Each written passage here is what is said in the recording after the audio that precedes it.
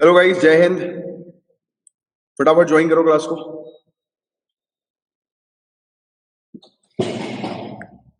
तो चलिए हम लोग सेशन को जो है वो स्टार्ट करते हैं। 1 मार्च 2023 के करंट अफेयर्स है। Welcome to Jhasar academy for IAS. So ये जो करंट अफेयर्स ही आपके UPSC, civil services, state PSC के लिए और जितने भी गवर्नमेंट एग्जामिनेशन है सभी के लिए करंट अफेयर्स आपके लिए काफी काम के हैं। तो आज कौन से टॉपिक्स को हम लोग कवर करेंगे तो एक एक करके मैं आप लोग को बताता हूँ सबसे पहले, फिर हम लोग टॉपिक को स्टार्ट करेंगे। So core within earth core, core के अंदर एक कोर, यानी कि एक रिसर्च के थ्रू जो है वो पता लगा है कि एक और लेयर जो है वो हम लोग को नजर आई है धरती की। राइट, तो ये हालांकि ये टॉपिक उतना कुछ खास ज्यादा इंपॉर्टेंट नहीं है, बट हाँ फिर भी एग्जामिनेशन पॉइंट ऑफ व्यू से ये स्टडी से रिलेटेड चीजें पूछी जा सकती है। तो कुछ बेसिक कॉन्सेप्ट हम लोग जो है वो धरती से रिलेटेड पढ़ेंगे, जो ज्योग्राफी में आपने ऑलरेडी कवर किए होंगे। देन हम लोग जो है वो कुछ बेसिकली मतलब जो म्यूजिकल इंस्ट्रूमेंट्स हैं उनके बारे में जो है वो चर्चा करेंगे, क्योंकि अभी रिसेंटली मन की बात में हमारे ऑनरेबल प्राइम मिनिस्टर ने कुछ म्यूजिकल इंस्ट्रूमेंट्स के बारे में बात करी है। तो काफी सारे म्यूजिकल इंस्ट्रूमेंट्स को हम लोग चर्चा करेंगे जो आर्ट एंड कल्चर के पॉइंट ऑफ व्यू से आपके लिए काफी ज्यादा इंपॉर्टेंट है। देन जीएस पेपर 2 में हम लोग को एक सिटी देखने को मिलती है जिसका नाम है सिएटल, सिएटल सिटी। और सिएटल सिटी जो है ये यूनाइटेड स्टेट्स की पहली सिटी हम लोग को देखने को मिल रही है जिसने कास्ट बेस्ड डिस्क्रिमिनेशन यानी कि जाति के आधार पर भेदभाव को जो है वो बैन करने के लिए एक रेजोल्यूशन लेकर आई है। Then FATF, financial action task force ने, अभी आपने ऑलरेडी पढ़ा हुआ है, ये टॉपिक रिपीट हुआ है कि रशिया की मेंबरशिप जो है वो यूक्रेन वॉर के लिए को लेकर एफएटीएफ ने कैंसिल कर दी है। तो हम लोग एफएटीएफ से रिलेटेड कुछ बेसिक फैक्ट्स पढ़ेंगे जिसके बारे में आप ऑलरेडी जानते ही हैं। फिर इंडिया का 5 बिलियन यूएस डॉलर का डिफेंस एक्सपोर्ट्स टारगेट है कि हमारा जो एक्सपोर्ट करेंगे हम 5 बिलियन यूएस डॉलर के डिफेंस प्रोडक्ट को। फिर इसके अलावा आपने ये भी पढ़ा हुआ है पहले कि जो ग्रेट निकोबार आइलैंड है उस पर एक प्रोजेक्ट चल रहा है, holistic development of great Nicobar island project, जिसमें जिस आइलैंड को जो है वो मतलब इंफ्रास्ट्रक्चर यहाँ पर जो है वो डेवलप किया जा रहा है बहुत ज्यादा। तो इसके बारे में हम लोग चर्चा करेंगे। देन मैनुअल स्कैवेंजिंग जो है वो इंडिया के अंदर खत्म हो गई है भारत के अंदर, तो उससे रिलेटेड एक टॉपिक हम लोग को जो है वो देखने को मिल रहा है। एक काफी अच्छी न्यूज आई है, बताया जा रहा है कि कोई भी व्यक्ति मैनुअल स्कैवेंजिंग से इंडिया में नहीं मरा है पिछले 3 सालों में। बट हालांकि मैं इस रिपोर्ट को, मैं पर्सनली इस रिपोर्ट को डिनाई करता हूँ, क्योंकि बीच में एक और लोकल रिपोर्ट जब आई थी जिसमें बताया गया था कि पिछले ही साल की बात थी कि मैनुअल स्कैवेंजिंग के कारण अभी भी लोगों की मौतें हो रही हैं। तो कुछ आर्टिकल ऐसे भी हम लोग को देखने को मिले हैं। फिर अल्मा टेलीस्कोप के बारे में हम लोग जो है वो चर्चा करेंगे। फिर ये वाला टॉपिक भी आपने पढ़ा है कि क्रिप्टो एसेट को लेकर जो है वो आईएमएफ का एक प्लान हम लोग को देखने को मिल रहा है। इंटरनेशनल मॉनेटरी फंड जो है उसने 9 पॉइंट एक्शन प्लान लेकर आए कंट्री के लिए कि कंट्री किस प्रकार से क्रिप्टो एसेट्स जो है यानी कि क्रिप्टो करेंसी उसको रेगुलेट करेगी। फिर हम लोग कुछ करंट अफेयर्स के क्वेश्चंस को जो है वो डिस्कस करेंगे, यानी कि जो ये टॉपिक्स है पूरे यूपीएससी के लिए, यूपीएससी की डिटेल एनालिसिस जो हम लोग करेंगे उससे रिलेटेड प्रीलिम्स के कुछ एमसीक्यूज मैं आपके सामने जो है वो रखूंगा। देन फिर आपकी इस स्टेट पीएससी और वनडे एग्जामिनेशन जो है गवर्नमेंट एग्जामिनेशन उससे रिलेटेड टॉपिक्स हैं। क्या क्या टॉपिक है इसको हम लोग देख लेते हैं।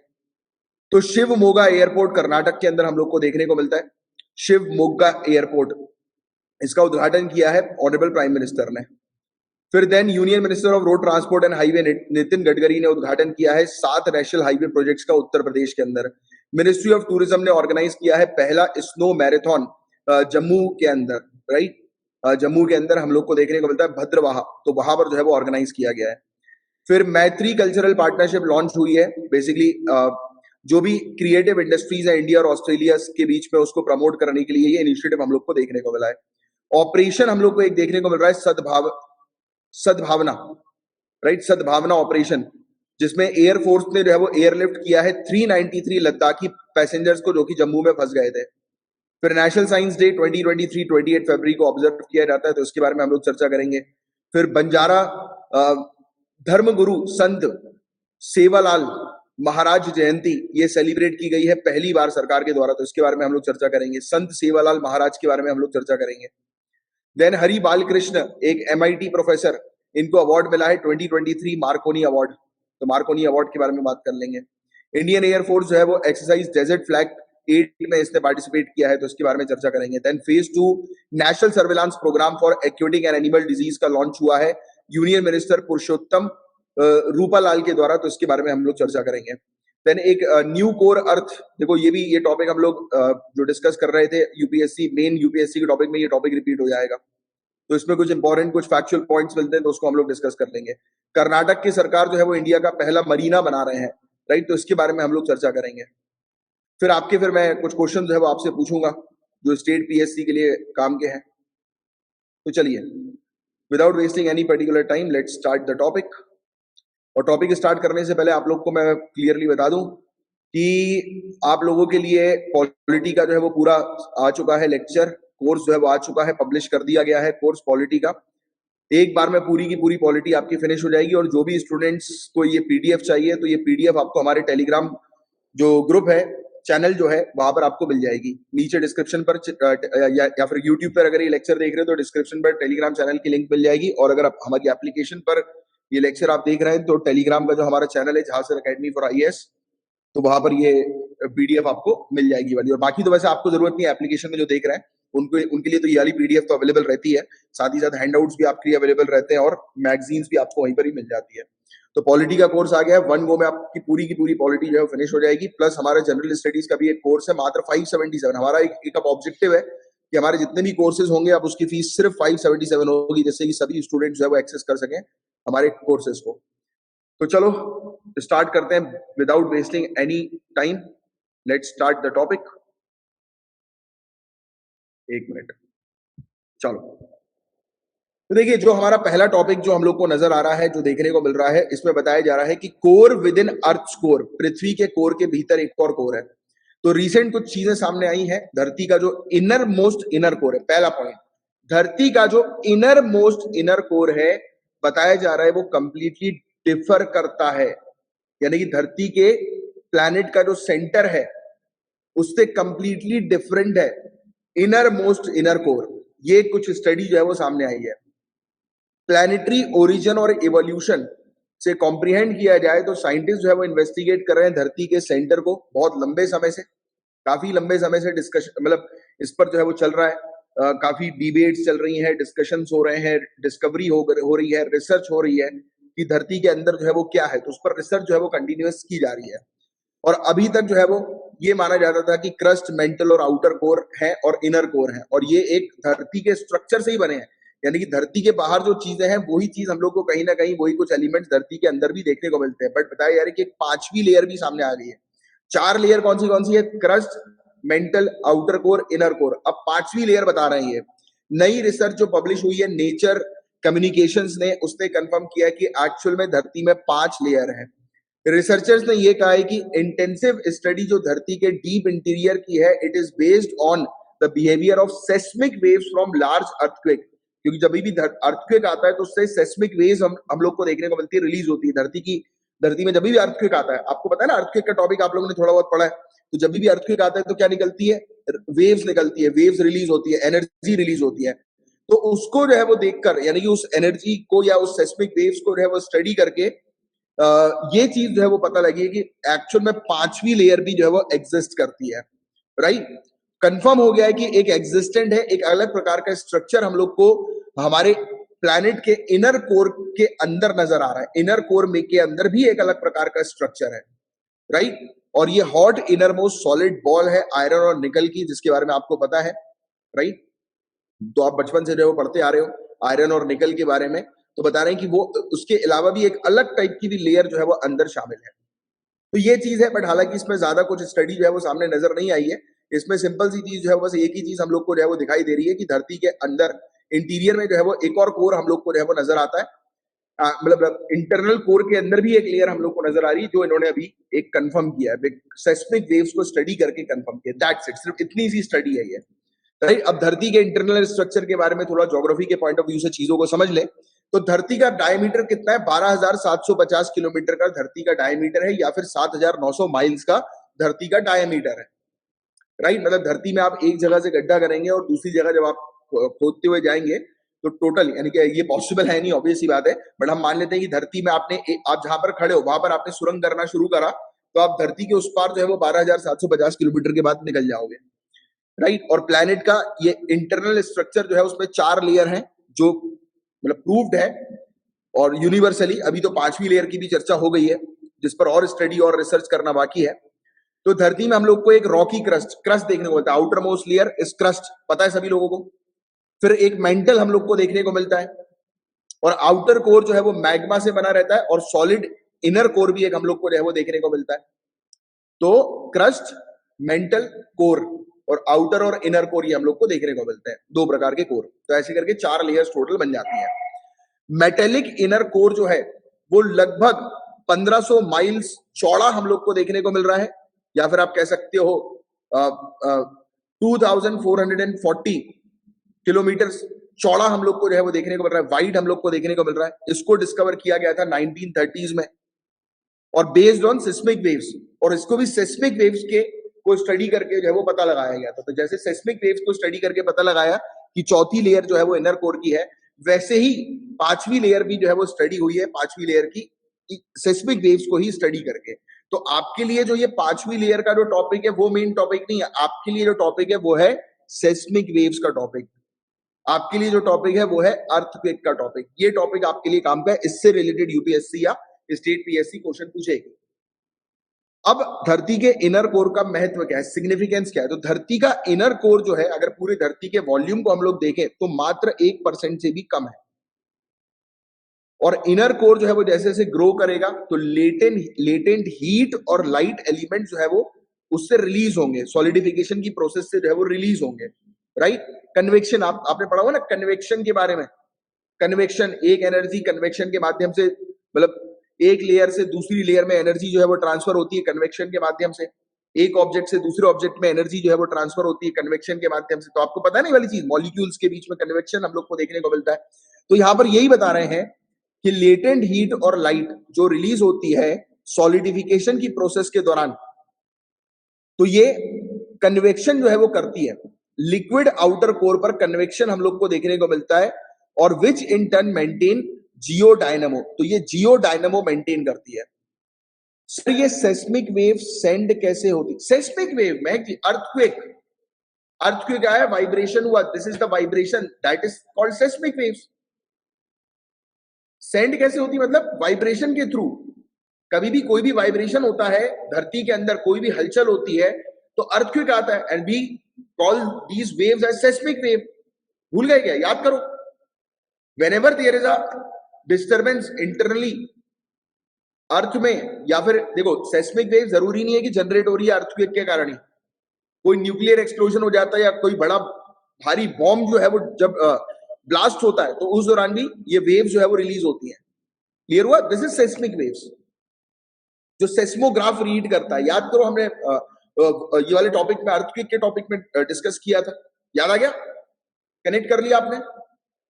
तो दिस इज सेस्मिक वेव्स। तो ये आपको सिर्फ समझना ये है कि सेस्मिक वेव्स के माध्यम से साइंटिस्ट रिसर्चर ने जो है वो स्टडी करी, और उस वेव के पैटर्न को देखकर ये पता लगाया कि हाँ शायद कोई दूसरी लेयर भी है।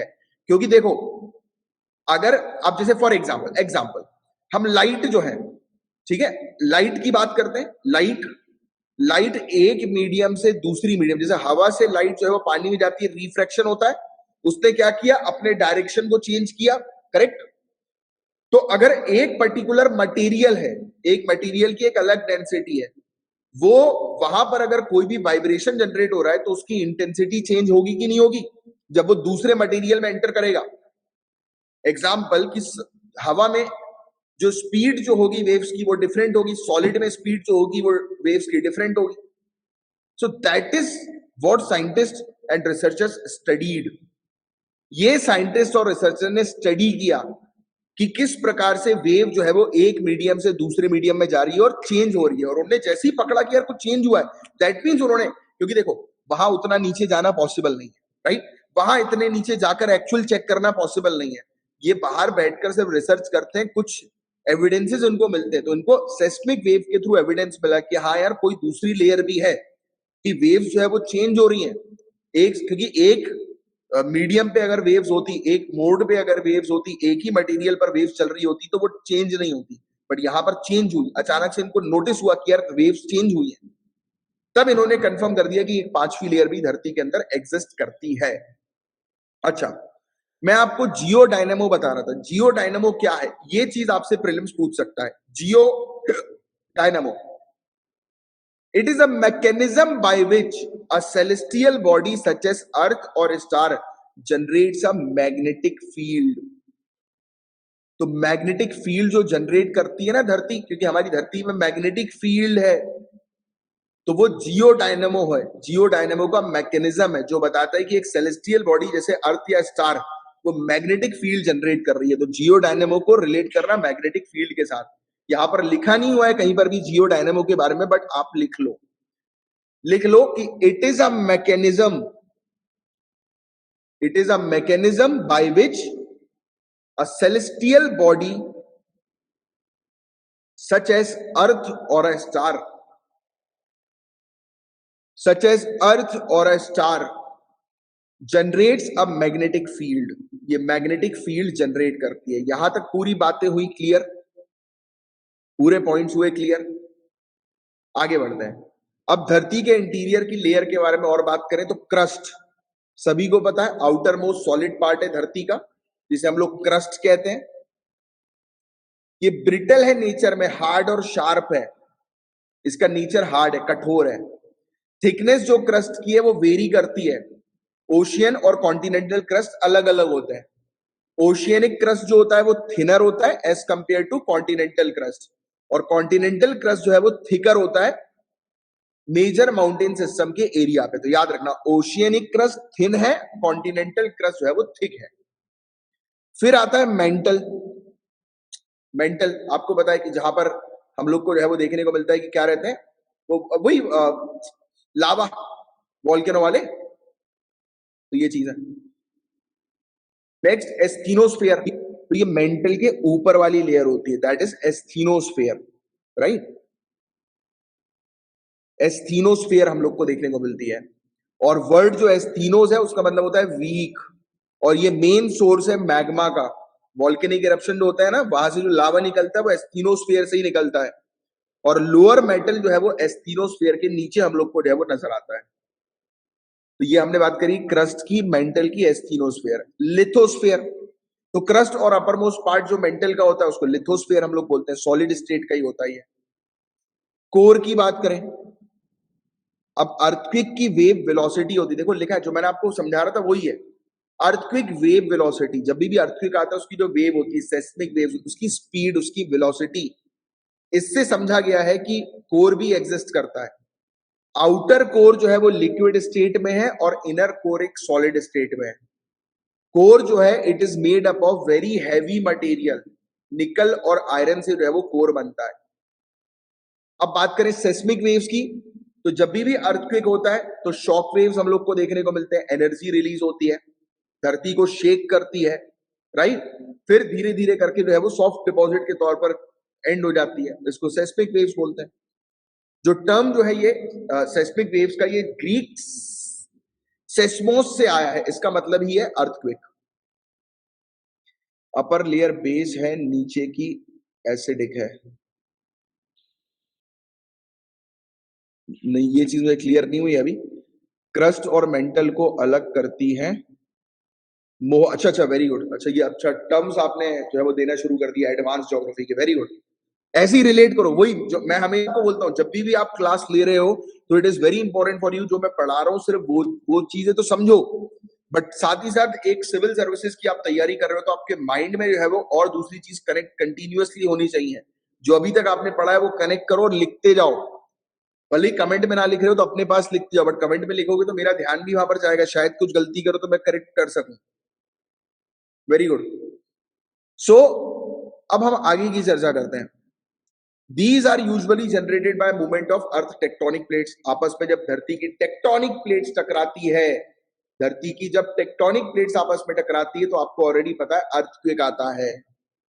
सेस्मोग्राफ, सेस्मोलॉजिस्ट सेस्मोग्राफ का उपयोग करते हैं, राइट, रिकॉर्ड करने के लिए कि amount of time it takes seismic waves to travel through different layers of earth, कि कितनी देर में अलग अलग जगह पर ये सेस्मिक वेव्स जो है वो पहुंचेंगी। 3 प्रकार की सेस्मिक वेव्स होती हैं, पी वेव्स, एस वेव्स और सरफेस वेव, जिसको रेले और लव वेव्स भी कहते हैं। पी वेव्स और एस वेव्स जो है इनको कलेक्टिवली बॉडी वेव्स कहते हैं, याद रखना। बॉडी वेव की बात करें तो ये जनरेट होती है due to release of energy at the focus. जैसे कि मैंने आपको बताया कि धरती के नीचे जहां पर अर्थक्वेक आया, दैट इज कॉल्ड फोकस। उसके जस्ट ऊपर वाले एरिया को क्या कहते हैं?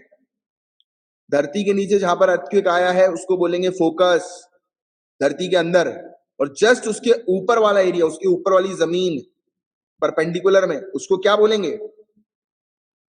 कौन आंसर देगा? जहां पर अर्थक्वेक आया है उसको फोकस कहते हैं, और उसके परपेंडिकुलर में जो पॉइंट होता है उसको क्या कहते हैं? AP centre. एपी सेंटर कहते हैं, एपी सेंटर, राइट। तो अब सुनो, हमें क्या देखने को मिल रहा है कि बॉडी वेव्स को ध्यान में रखो।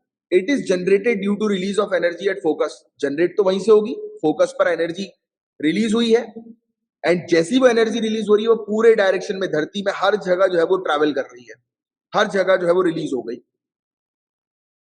Point to be noted, body waves travel only through the interior of the earth. It is faster than surface waves. Body wave surface wave से फास्टर है। दो प्रकार की बॉडी वेव्स होती हैं, पी यानी कि प्राइमरी वेव्स और एस यानी कि सेकेंडरी वेव्स। प्राइमरी वेव जो है वो ट्रैवल करती हैं गैसियस, लिक्विड और सॉलिड मटेरियल पर, बट एस यानी कि सरफेस वेव या फिर secondary wave, sorry surface different है, एस यानी कि सेकेंडरी वेव्स ये ट्रैवल करती है सिर्फ सॉलिड मटेरियल पे। तो ये फैक्ट ध्यान में रखना और ये याद करने वाले फैक्ट है। सरफेस वेव की बात करें, जब भी बॉडी वेव जो है वो सरफेस यानी कि धरती के नीचे जो है वो बॉडी वेव है।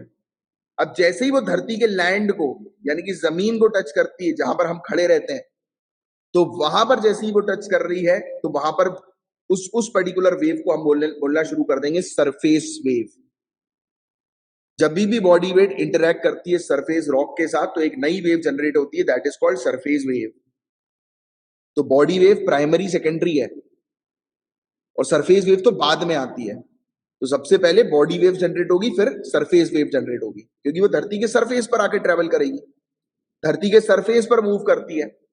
और surface waves are transverse wave in which particle movement is perpendicular to the wave propagation. यानी कि नीचे से वेव रिलीज हुई है तो उसके परपेंडिकुलर में ये चलेगी। बात समझ रहे हो? नीचे से वेव रिलीज हुई है तो ये उसके परपेंडिकुलर में जो है वो चलेगी।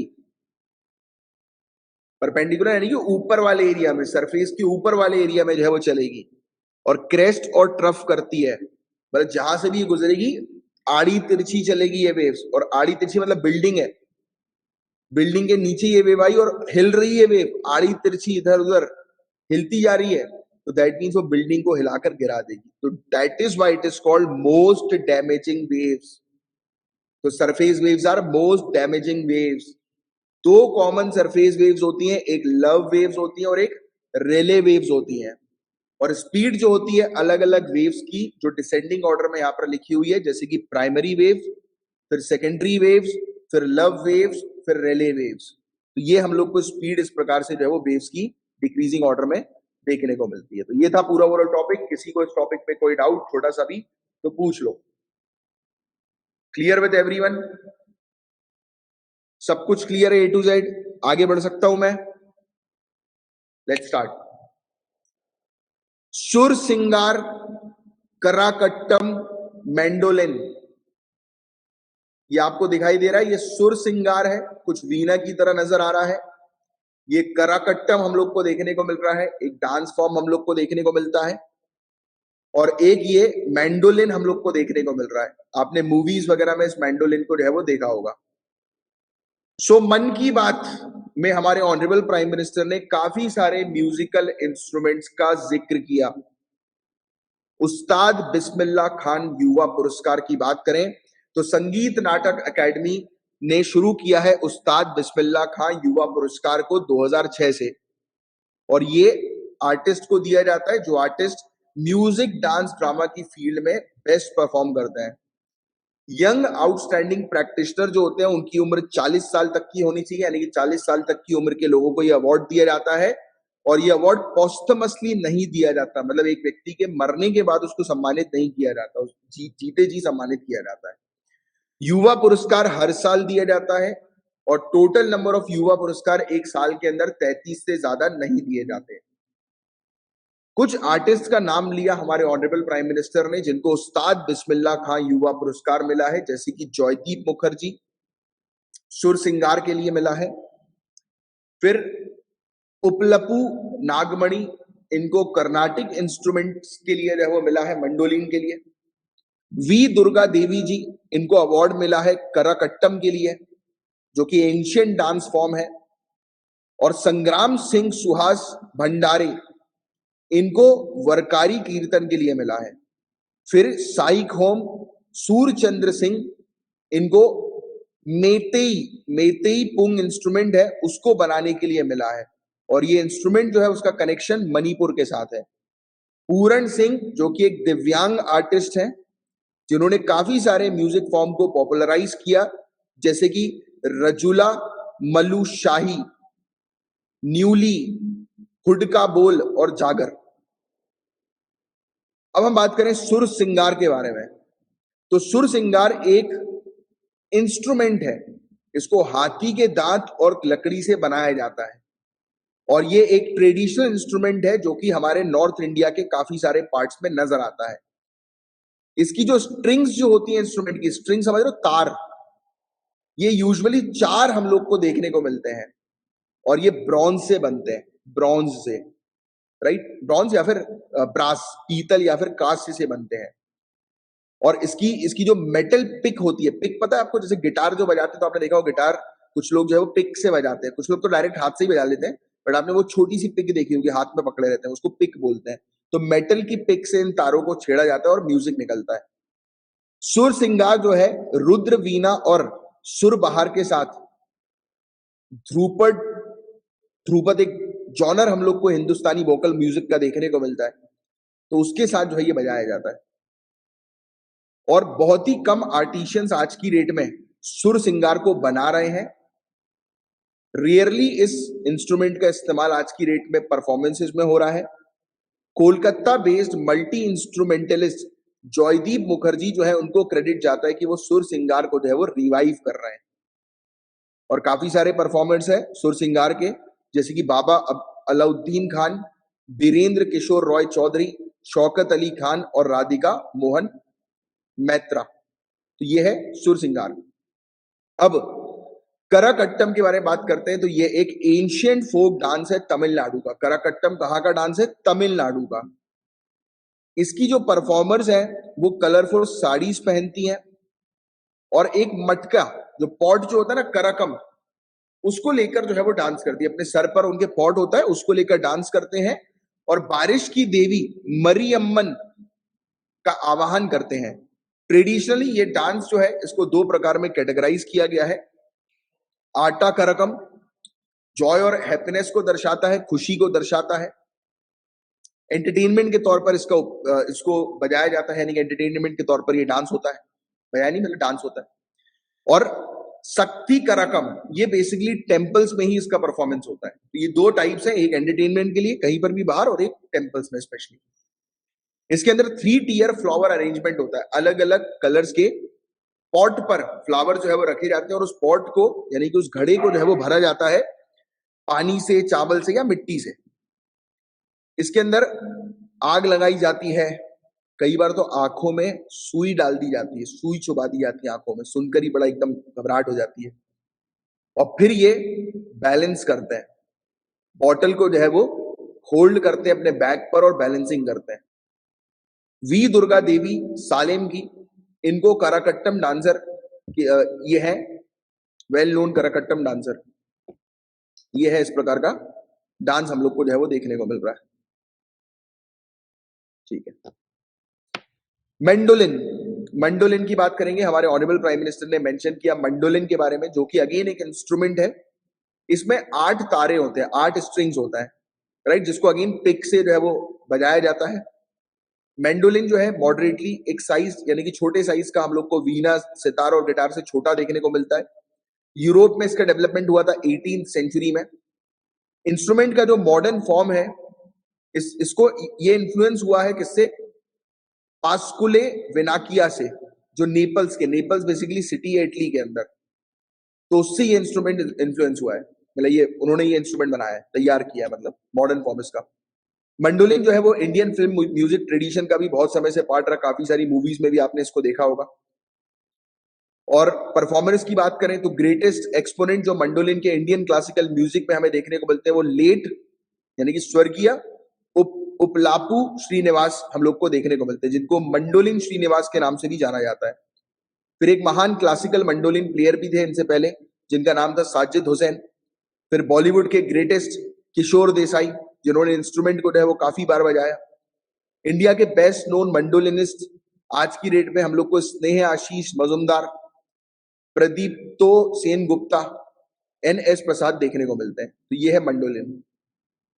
तो ये इंस्ट्रूमेंट्स के बारे में हमने चर्चा करी। Art and culture point of view से ये टॉपिक जो है वो काफी इंपॉर्टेंट था, राइट, क्योंकि इससे रिलेटेड अक्सर इस टाइप के क्वेश्चन जो है वो पूछ लिए जाते हैं। अब यहाँ पर एक देखिए, यूनाइटेड स्टेट्स की एक सिटी के बारे में बात हो रही है। बताया जा रहा है कि सिएटल सिटी जो है, या सिएटल सिटी काउंसिल, ये पहली यूनाइटेड स्टेट्स की सिटी बन गई है जो कि कास्ट बेस्ड डिस्क्रिमिनेशन को बैन कर रही है। सिएटल सिटी काउंसिल ने जो है एक ऑर्डिनेंस जारी किया, और किसके अगेंस्ट ऑर्डिनेंस जारी किया कि काफी सारे लोगों के साथ जो भेदभाव होता है कास्ट के आधार पर, देखो रिलीजन, रेस, जेंडर के अलावा कास्ट भी अब एक ग्राउंड रखती है कि जिसके आधार पर किसी प्रकार का भेदभाव नहीं होगा। जिस प्रकार से रेस और जेंडर यानी कि कलर और जेंडर के आधार पर भेदभाव नहीं होगा, वैसे ही कास्ट के आधार पर भी भेदभाव नहीं किया जाएगा। अब काफी सारी यूनिवर्सिटीज जो हैं यूएसए के अंदर, Harvard, brown, California state university, जिन्होंने ऐड किया है कास्ट क्राइटेरिया अपनी एंटी डिस्क्रिमिनेशन पॉलिसीज में, भेदभाव विरोधी नीतियों में जो है वो जाति मानदंड को इन्होंने जोड़ा है।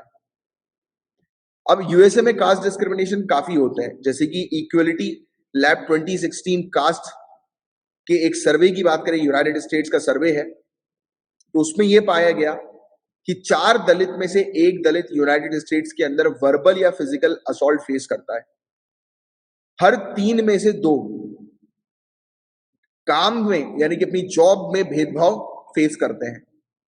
जुलाई 2020 में कैलिफोर्निया के रेगुलेटर्स ने जो है वो स्यू किया था, हटा दिया था tech giant Cisco system incorporation को, क्योंकि उसके ऊपर कंपनी के ऊपर आरोप लगा था कि कंपनी जो है वो इंडियन अमेरिकन एम्प्लॉय के अगेंस्ट जो है वो भेदभाव करती है और कास्ट बेस्ड हरासमेंट हो रहे हैं कंपनी में, इसलिए उसको हटा दिया गया। 2021 में BAPS के ऊपर आरोप लगाया गया ट्रैफिकिंग का, कि दलित वर्कर्स को ट्रैफिक किया जा रहा है, right. Swami Narayan temple new Jersey में जो बनाया जा रहा है उसके कंस्ट्रक्शन के लिए। फिर कास्ट डिस्क्रिमिनेशन और यूनाइटेड नेशन की बात करें तो 2001 में दलित ने जो है वो अपील करी, दलितों ने अपील करी कि United Nation World Congress conference में रेसिज्म के अगेंस्ट, और कहा कि कास्ट को रेस रिलेटेड और डिसेंट बेस्ड डिस्क्रिमिनेशन में शामिल करो। But Indian government was able to prevent this United Nation recognisation. भारत सरकार संयुक्त राष्ट्र की इस मान्यता को रोकने में सफल रही, राइट। तो ये चीज हम लोग को देखने को मिल रहा था। 2016 में United Nation special rapporteur on minority ने इशू करी एक रिपोर्ट, जिसमें कहा गया कि एटलीस्ट 250 मिलियन लोग पूरे दुनिया भर में डिस्क्रिमिनेशन फेस करते हैं। तो कास्ट बेस्ड डिस्क्रिमिनेशन बहुत है। इस टॉपिक पे बस एक ही चीज है, सिएटल सिटी काउंसिल उसने कास्ट बेस्ड डिस्क्रिमिनेशन को बैन करने के लिए एक रेजोल्यूशन लेकर आए हैं।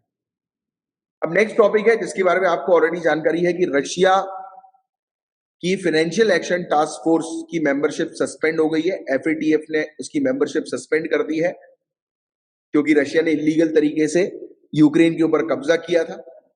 FATF ने रिसेंटली एक्सप्रेस भी किया कि यूक्रेन के लोग जो है उनको बहुत ही बुरा बर्डन जो है, टेरिबल बर्डन जो है वो फेस करना पड़ रहा है रशिया के वॉर ऑफ एग्रेशन के कारण।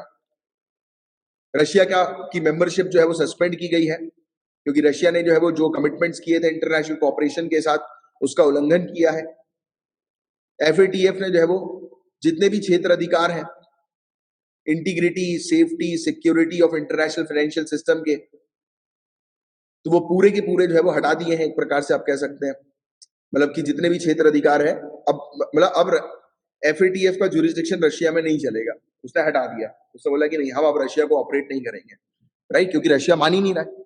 इससे पहले 2018 की न्यूज भी आपको पता है कि FATF ने पाकिस्तान को ग्रे लिस्ट पे जो है वो रख दिया था क्योंकि पाकिस्तान जो है वो टेरर फाइनेंसिंग से रिलेटेड कुछ डॉक्यूमेंट्स नहीं दे पा रही थी FATF को। फिर FATF ने 2022 में अनाउंस किया कि पाकिस्तान जो है उसने अपने कमिटमेंट्स को फुलफिल कर लिया है, अब उसके ऊपर मॉनिटरिंग जो है बढ़ाई नहीं जाएगी। तो FATF क्या है? Financial action task force. तो FATF जो है वो स्टैब्लिश हुई थी 1989 में, इंटर गवर्नमेंट ऑर्गेनाइजेशन है। G7 कंट्रीज के द्वारा इसको तैयार किया गया था, बनाया गया था मनी लॉन्ड्रिंग और टेररिस्ट फाइनेंसिंग को रोकने के लिए। इसका मेन ऑब्जेक्टिव यह है कि डेवलप करना, प्रमोट करना पॉलिसीज, ग्लोबल फाइनेंशियल सिस्टम को प्रोटेक्ट करने के लिए, मनी लॉन्ड्रिंग, टेररिस्ट फाइनेंसिंग और दूसरे रिलेटेड थ्रेट से रोकने के लिए, प्रोटेक्ट करने के लिए। और इसका हेडक्वार्टर हम लोग को पेरिस फ्रांस में देखने को मिलता है। 39 मेंबर कंट्रीज हैं इसमें, जिसमें इंडिया भी, हम भी इसके मेंबर हैं। United states, China, Saudi Arabia, European countries जैसे कि ब्रिटेन, जर्मनी, फ्रांस। कुछ सालों से एफएटीएफ ने 40 रिकमेंडेशंस को आइडेंटिफाई किया है अपने फ्रेमवर्क बनाने के लिए, एंटी मनी लॉन्ड्रिंग और काउंटर टेररिस्ट फाइनेंसिंग मेजर्स के लिए। एफएटीएफ वार्निंग इशू करती है, सैंक्शन लगा देती है कंट्री के अगेंस्ट अगर कोई कंट्रीज के मतलब जो जो ये बोलती है, जो डॉक्यूमेंट्स मांगती है, वो अगर देने से फेल हो जाए तो।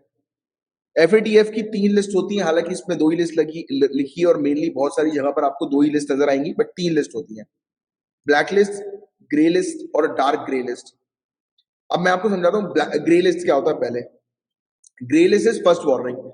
जैसे कि एफएटीएफ ने देखा कि किसी कंट्री के अंदर मनी लॉन्ड्रिंग हो रही है बहुत ज्यादा, हवाला का पैसा इधर उधर हो रहा है, इलीगल तरीके से पैसे के ट्रांजेक्शन नजर आ रहे हैं, टेररिस्ट फाइनेंसिंग हो रही है, राइट। एक कंट्री जो है वो जवाब ही नहीं दे पा रही कि उसकी कंट्री में इतना पैसा कहाँ गया या कहाँ पे जा रहा है, सोर्स ऑफ फंडिंग क्या है या किस जगह पर ये पैसा डिपॉजिट हो रहा है। जब ये सब जवाब नहीं आते, जब कोई संदेह होता है एफएटीएफ को किसी कंट्री के ऊपर, तो वो उस कंट्री को ग्रे लिस्ट में डाल देती है। अब होता है, ये फर्स्ट वार्निंग है। फिर एक सेकंड वार्निंग और देती है कि सुधर जाओ वरना ब्लैक लिस्ट में डाल देंगे। सेकंड वार्निंग का मतलब ये होता है डार्क ग्रे लिस्ट। फिर फाइनल वार्निंग क्या, अटैक मतलब ब्लैक लिस्ट, कि कोई भी कंट्री जब ब्लैक लिस्ट में आ जाती है तो उस कंट्री को कोई भी वर्ल्ड बैंक, आईएमएफ, कुछ भी ले लो आप, दूसरी कोई कंट्री, एमएनसीज, कोई उसको फंड नहीं ऑफर करती है, कोई भी कंट्री पसंद नहीं करती उसके साथ अपने ट्रेड रिलेशनशिप बनाना, जो भी कंट्री ब्लैक लिस्ट में आ जाती है। 2022 में एफएटीएफ ने ब्लैक लिस्ट में रखा है नॉर्थ कोरिया, ईरान को टेरर फाइनेंसिंग को लेकर, और 12 कंट्रीज जो है वो ग्रे लिस्ट में है, बहामास, बोट्सवाना, कंबोडिया, इथियोपिया, घना, Pakistan, Panama, Sri Lanka, Syria, त्रिनिडाद and Tobago, Tunisia और यमन। और एफएटीएफ की ग्रे लिस्ट के कॉन्सिक्वेंसेस क्या होते हैं, तो जैसी फर्स्ट वार्निंग मिलती है किसी भी कंट्री को, तो वो फर्स्ट वार्निंग में ही बहुत कुछ हो जाता है। उसको IMF, world bank, Asian development bank, इस प्रकार के इंटरनेशनल बैंक्स लोन नहीं देते, लोन्स नहीं मिल पाते इनको, इंटरनेशनल ट्रेड इनका कम हो जाता है, इंटरनेशनली कंट्रीज इनको बाइकआउट कर देती हैं। तो ये फैक्ट आपको थोड़ा सा ध्यान में रखना है। तो ये था पूरा ओवरऑल टॉपिक। किसी को कोई डाउट तो पूछ लो, वरना हम आगे बढ़ते हैं। चलिए, इंडिया का 5 बिलियन यूएस डॉलर का defence export target, ministry of defence ने डिसाइड किया है कि इंडिया का एनुअल डिफेंस एक्सपोर्ट का टारगेट जो है वो 5 बिलियन यूएस डॉलर रखेंगे 2024-2025 तक। इंडियन डिफेंस एक्सपोर्ट जो है वो बढ़ गया है 334% पिछले 5 सालों में। सिप्री की रिपोर्ट के अकॉर्डिंग ये पता लग रहा है कि हमारा जो डिफेंस एक्सपोर्ट है वो बढ़ गया, जो बहुत अच्छी बात है। सिप्री यानी कि Stockholm International Peace Research Institute, जिसने अपनी रिपोर्ट 2022 में रिलीज करी थी।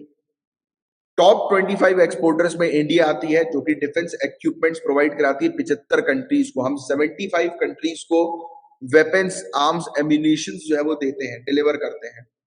इंडिया का डिफेंस एक्सपोर्ट की वैल्यू जो है वो दिसंबर 2022 तक 6058 करोड़ रुपए पहुंच गई है। इंडिया का एक्सपोर्ट मतलब क्या, इंडिया एक्सपोर्ट करती है, तो इंडिया एक्सपोर्ट करती है बड़े बिग डिफेंस प्लेटफॉर्म्स पे, जैसे कि इंडिजीनियस लाइट कॉम्बैट एयरक्राफ्ट तेजस, ALH advance light helicopter, fast patrol vessels, तो ऐसी चीजें हम लोग एक्सपोर्ट करते हैं। हम एक्सपोर्ट करते हैं मिसाइल सिस्टम, जैसे कि BrahMos supersonic cruise missile, Pinaka multi barrel rocket launcher. India export करती है डिफेंस आइटम जैसे कि personal protective items, SU avionics, भारतीय radio, coastal surveillance system, Kavach mod second launcher, FCS spares for radar, electronic system, light engineering, mechanical parts, और भी काफी सारी चीजें इस प्रकार से हम लोग एक्सपोर्ट करते हैं। कहाँ पर एक्सपोर्ट करते हैं, तो एक रिपोर्ट रिलीज होती है इंडिया एग्जिम बैंक की, जिसके थ्रू पता लगता है मॉरिशियस, मोजाम्बिक, सेशल्स, ये हमसे सबसे ज्यादा, इन्होंने हमसे सबसे ज्यादा वेपन्स खरीदे थे 2017 और 2021 में। और गोला बारूद की बात करें, एम्यूनिशन की बात करें, तो म्यांमार जो है वो सबसे बड़ा इंपोर्टर रहा है हमारा गोला बारूद के मामले में। 50% गोला बारूद हमसे म्यांमार ने परचेज किया है 2017 और 21 के पीरियड में। फिर श्रीलंका, फिर अर्मेनिया। सरकार के कुछ इनिशिएटिव है, जैसे आत्मनिर्भर भारत अभियान सरकार का इनिशिएटिव है कि हमें सेल्फ रिलायंस अचीव करना है डिफेंस में, राइट। और 3 पॉजिटिव इंडिजिनाइजेशन लिस्ट भी सरकार लेकर आई कि इस लिस्ट में करीब 3738 आइटम्स थे कि इन आइटम्स को हम लोग इंपोर्ट नहीं कराएंगे, इंडिया में ही बनाएंगे। हमने 2 डिफेंस इंडस्ट्रियल कॉरिडोर जो है वो उत्तर प्रदेश तमिलनाडु में जो है वो सेटअप किए हैं। हमने लाइसेंस को रिलैक्स कर दिया। हमने सिंप्लीफाइड डिफेंस इंडस्ट्रियल लाइसेंसिंग पर काम किया। एक्सपोर्ट कंट्रोल में रिलैक्सेशन दी है, right. No objection certificate NOC जो है वो हमने दी है, जिससे कि ईज ऑफ डूइंग बिजनेस हो सके इंडिया के अंदर, प्राइवेट सेक्टर्स इन्वॉल्व होकर भी डिफेंस मैन्युफैक्चरिंग जो है वो कर सके। फिर काफी सारे इनिशिएटिव्स थे जिसमें हमने फॉरेन ट्रेड पॉलिसी के तहत इंकरेज किया डिफेंस एक्सपोर्ट को। मिनिस्ट्री ऑफ एक्सटर्नल अफेयर्स ने लाइन ऑफ क्रेडिट जो है वो कंट्रीज को प्रोवाइड किया कि कंट्रीज को हम लाइन ऑफ क्रेडिट देते हैं जिसके माध्यम से वो कंट्री जो है वो हमसे ये परचेज कर ले, डिफेंस वेपन्स परचेज कर ले। कुछ मुद्दे भी हैं इसमें। एक तो देखो इश्यूज ये है पॉलिसी डिले, कई बार पॉलिसी टाइम पर बन नहीं पाती है। पिछले कुछ सालों में सरकार ने अप्रूव किए हैं 200 से भी ज्यादा डिफेंस एक्विजिशन जिनकी कीमत है 4 ट्रिलियन रुपए, बट अभी भी जो है वो अर्ली स्टेज ऑफ डेवलपमेंट पे ही है, काम नहीं हो रहा। क्रिटिकल टेक्नोलॉजी की कमी, पर्याप्त इन्वेस्टमेंट नहीं है रिसर्च एंड डेवलपमेंट में, ये भी एक इशू है। लॉन्ग जेस्टेशन, लॉन्ग जेस्टेशन का मतलब कि पॉलिसी अभी बनी है बट इंप्लीमेंट होने में उसको टाइम लग रहा है। मल्टीपल ज्यूरिसडिक्शन, अलग अलग मिनिस्ट्रीज हैं जिनके पास फाइल होती हुई गुजरती तो और डिले होता है। क्वालिटी की कमी, लो एंड टेक्नोलॉजी पर हम लोग काम कर रहे हैं तो क्वालिटी अच्छी नहीं आ पा रही है। एफडीआई का इशू, फॉरेन डायरेक्ट इन्वेस्टमेंट 49% पे जो है वो इतनी पर्याप्त नहीं है कि सेल्फ सस्टेन जो है वो हो सके। So these are some points and these are some issues जो कि आपको थोड़ा सा ध्यान में रखना है। जो फोटो लगा है वो शायद क्लासरूम होगा। अच्छा, मैं लाइव ही आ गया और रविंद्र जी को मैंने बताया कि लाइट है नहीं अभी, तो मैंने कहा कि आप लोग को लाइव आकर क्लासरूम दिखाऊं। तो देखो ये अपना ऑफिस है, ये इंटरनेट है जो अभी चल नहीं रहा है, सोलार से चलता है। कुछ लाइट वाइट जो है वो सोलार इन्वर्टर वगैरह के थ्रू चालू रहती है। तो ये मेरा डेस्क है, ये अनिल है, ये साक्षी जी है, यहाँ पर कोर्स बने हुए हैं अपने। And this is our classroom, ये हमारा क्लासरूम है, ये लैपटॉप है जिसके थ्रू मैं आपको पढ़ाता हूँ। और अभी भी ये देखो, ये आपका एक पॉलिटिकल लेक्चर अपलोड हो ही रहा था, शायद दिख रहा है आपको भी नहीं। एंड इसमें भी देखो बैटरी है ही और पावर कट है। दिस इज अवर क्लासरूम, और वो बैठा हुआ है दौलत क्लासरूम में। हाँ दौलत, क्या कर रहे हो तुम?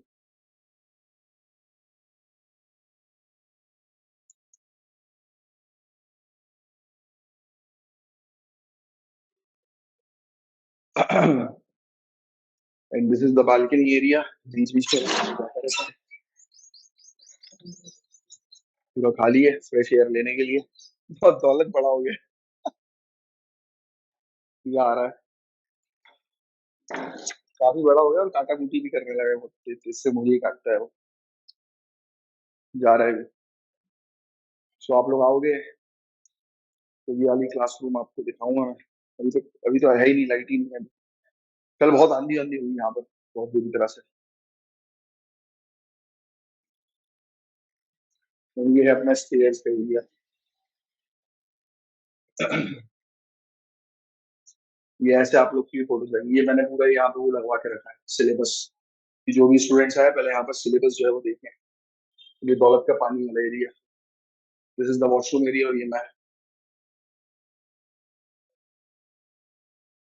तो कैसी लगी क्लास? पढ़ने के लिए दौलत की आया है, दौलत रोज आता है, वो बैठा हुआ है दौलत, दिख रहा है आप लोग को उसके बीच में। ये ये दिस इज दौलत। सो बस थोड़ी देर में कंटिन्यू करते हैं। दिस इज इंडिया का मैप। थोड़ी देर में जैसी लाइट आती है अपन कंटिन्यू करते हैं। तो ये फिशेस भी हैं अपने पास, ये देखो। दिख रही है? बढ़िया है। दौलत आ गया, लाइट भी आ गई, जो पंखा चालू। आ जाओ बस, 2 मिनट के अंदर इंटरनेट शुरू हो रहा है, ये बस सीसीटीवी चालू। 2 मिनट में अपन चालू करते हैं क्लास।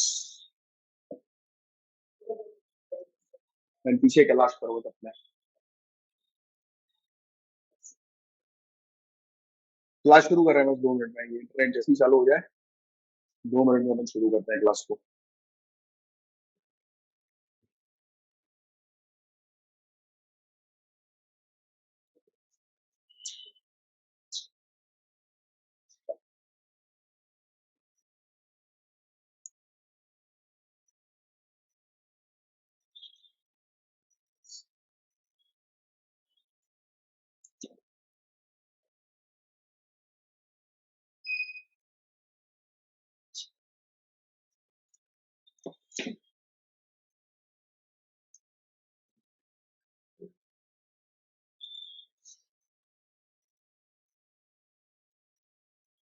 चलो बस 2 मिनट में एक्टिवेट होता है। 2 मिनट, 5 मिनट के अंदर, 5 मिनट के अंदर क्लास शुरू करना।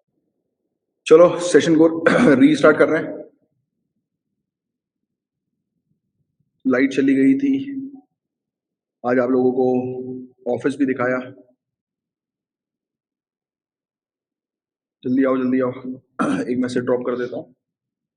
चलो रविंद्र जी आ गया, मतलब नोटिफिकेशन आ गया होगा। चलो ग्रेट, तो और भी स्टूडेंट्स आ ही जाएंगे। चलिए, holistic development of great Nicobar island project. तो ग्रेट निकोबार जो है उसका एक प्रोजेक्ट हम लोग को देखने को मिला था, उसका holistic development great Nicobar island project का। हालांकि आपको ऑलरेडी पता है कि काफी सारे लोग जो है एनवायरमेंटलिस्ट वगैरह हैं, वहां पर रहने वाले लोग हैं, इस प्रोजेक्ट को इस प्रोजेक्ट का प्रोटेस्ट कर रहे थे, राइट। क्योंकि इस प्रोजेक्ट के कारण भारी मात्रा में, लगभग कहा गया है कि 10 लाख पेड़ काटे जाने हैं। यहाँ पर मेरे ख्याल से 7.5 या 8.5 लाख पेड़ काटने की बात की गई है इस आर्टिकल के अंदर, बट 10 लाख पेड़ कटेंगे। तो इसको लेकर जो है वो ये काफी ज्यादा क्रिटिसाइज भी किया जा रहा था इस प्रोजेक्ट को, तो इसलिए ये प्रोजेक्ट न्यूज में आया है। तो प्रोजेक्ट के बारे में अगर हम लोग चर्चा करें तो ग्रेट निकोबार डेवलपमेंट प्रोजेक्ट जो है, इसमें 8.45 स्क्वायर किलोमीटर का एयरपोर्ट बनाया जाएगा, 72,000 करोड़ रुपए की एक टाउनशिप क्रिएट की जाएगी, एक कंटेनर ट्रांसशिपमेंट टर्मिनल यानी कि एक पोर्ट तैयार किया जाएगा, 7.66 स्क्वायर किलोमीटर का एक पावर प्लांट भी बनाया जाएगा। इसको इंडियन नेवी कंट्रोल करेगी। Airport dual military civilian functions का काम करेगा, यानी कि सिविलियंस के लिए भी होगा, मिलिट्री के लिए भी होगा, जो कि टूरिज्म बहुत ज्यादा खींच के लेके आएगा इस ग्रेट निकोबार में। रोड्स बनेंगी, पब्लिक ट्रांसपोर्ट तैयार होंगी, water supply, waste management facilities होंगी, काफी सारे होटल्स जो है वो बनाए जाएंगे टूरिस्ट के लिए। ये प्रोजेक्ट जो है उसका सिग्निफिकेंस, उसका महत्व ये है कि ये डिफेंस, स्ट्रेटेजिक, नेशनल सिक्योरिटी और पब्लिक इंपॉर्टेंस का प्रोजेक्ट है। मिनिस्ट्री ऑफ होम अफेयर्स के अकॉर्डिंग ये जो इंटरनेशनल एयरपोर्ट तैयार किया जाएगा वो, जैसे मैंने आपको बताया, मिलिट्री सिविलियन दोनों उपयोग के लिए होगा। ड्यूअल यूज एयरपोर्ट ये हमें देखने को मिलेगा, और इंडियन नेवी इस एयरपोर्ट को कंट्रोल करेगी। और कहा यह जा रहा है कि प्रोजेक्ट जो है वो डिफेंस, स्ट्रेटेजिक, नेशनल सिक्योरिटी और पब्लिक पर्पस के लिए है। जैसे कि आपको बताया कि बे ऑफ बंगाल, इंडो पैसिफिक में चाइनीज एसर्शन हम लोग को बढ़ता हुआ नजर आ रहा है, यानी कि चाइना बहुत ज्यादा इस क्षेत्र पर इन्वॉल्व हो रही है, तो उसको काउंटर करने के लिए भी ये प्रोजेक्ट जो है वो काफी हेल्पफुल होगा। इसके काफी सारी चीजें उसको काउंटर करने के लिए भी बताई जा रही हैं। टूरिज्म का पोटेंशियल है बहुत ज्यादा, टूरिज्म टूरिस्ट को अट्रैक्ट करेगा, तो इकोनॉमिक और स्ट्रेटेजिक इंपॉर्टेंस दोनों ही इस प्रोजेक्ट की हम लोग को देखने को मिल रही है। ग्रेट निकोबार की बात करें तो कोलंबो और पोर्ट क्लांग और सिंगापुर के बीच में है, ये इक्वल डिस्टेंस पर है आप कह सकते हो, और east west international shipping corridor के नजदीक होगा, जो कि दुनिया के शिपिंग ट्रेड पासेस में से ये एक हम लोग को नजर आ रहा है। तो इसका मतलब ये है कि यहाँ पे पोर्ट होने के कारण होगा काफी मतलब चीजें ऐसी भी नजर आएंगी कि काफी सारी कंट्री से जो शिपमेंट्स है वो यहाँ पर आएगा, काफी सारी कंट्री से जो सामान जो है वो यहाँ पर आकर उतरेगा, यहाँ से चढ़ेगा। तो ऐसी चीजें भी हम लोग को देखने को मिलेगी। कार्गो ट्रांसशिपमेंट प्रपोज किया गया है, एक इंटरनेशनल कंटेनर ट्रांसशिपमेंट टर्मिनल बनाया जाएगा, जो कि हब बन जाएगा कार्गो शिप के लिए, जो कि इस रूट में ट्रैवल करते हैं। ये जो पोर्ट बनेगा वो अलाउ करेगा ग्रेटर निकोबार को कि वो पार्टिसिपेट कर सकता है रीजनल और ग्लोबल मैरीटाइम इकोनॉमीज में, और मेजर प्लेयर जो है वो बन सकता है कार्गो ट्रांसशिपमेंट का। 1 लाख से भी ज्यादा डायरेक्ट जॉब मिलेंगी, 1.5 लाख से भी ज्यादा इनडायरेक्ट जॉब्स मिलेंगी लोगों को इस प्रोजेक्ट के चलते। कुछ एनवायरमेंट चैलेंज भी है, तो बताया जा रहा है कि लगभग, इस आर्टिकल में लिखा है 8.5 लाख पेड़, बट कुछ आर्टिकल्स में 10 लाख से भी ज्यादा पेड़ काटे जाएंगे, ये कहा गया है। और ये इतना बड़ा प्रोजेक्ट जो हम लोग को देखने को मिल रहा है, जिसके कारण मिलियंस ऑफ ट्रीज, लाखों की संख्या में पेड़ जो है वो काटे जाएंगे, जिसने चिंता में जो है वो डाल दिया है काफी सारे एनवायरमेंटलिस्ट को, क्योंकि इससे इकोलॉजी यहाँ की अफेक्ट होगी। कोरल रीफ्स और मैंग्रोव यहाँ पर है, इतने सारे पेड़ जो है वो कटेंगे, ना ही सिर्फ वहां पे रहने वाले जानवरों को नुकसान पहुंचाएंगे, वहां की जो फ्लोरल यानी कि फूल और जो ये वनस्पति जो हम लोग को देखने को मिलती है, पूरा वेजिटेशन जो है वो खराब होगा। कोरल रीफ जो है वो ऑलरेडी खतरे में हम लोग को देखने को मिल रही है, इस प्रोजेक्ट के कारण वो और भी ज्यादा खतरे में चली जाएगी, राइट। मैंग्रोव्स को नुकसान होगा। सो एनवायरमेंट मिनिस्ट्री जो है इसने डिस्कशन की है, फॉरेस्ट क्लियरेंस की जो है वो बात करी। प्रोजेक्ट जो है उसको रिकमेंड किया गया एक स्टैट्यूटरी फॉरेस्ट एडवाइजरी कमेटी के पास। फॉरेस्ट एडवाइजरी कमेटी जो है वो एक एक्सपर्ट बॉडी है जो कि जांच करती है फॉरेस्ट लैंड को प्रोजेक्ट्स के लिए।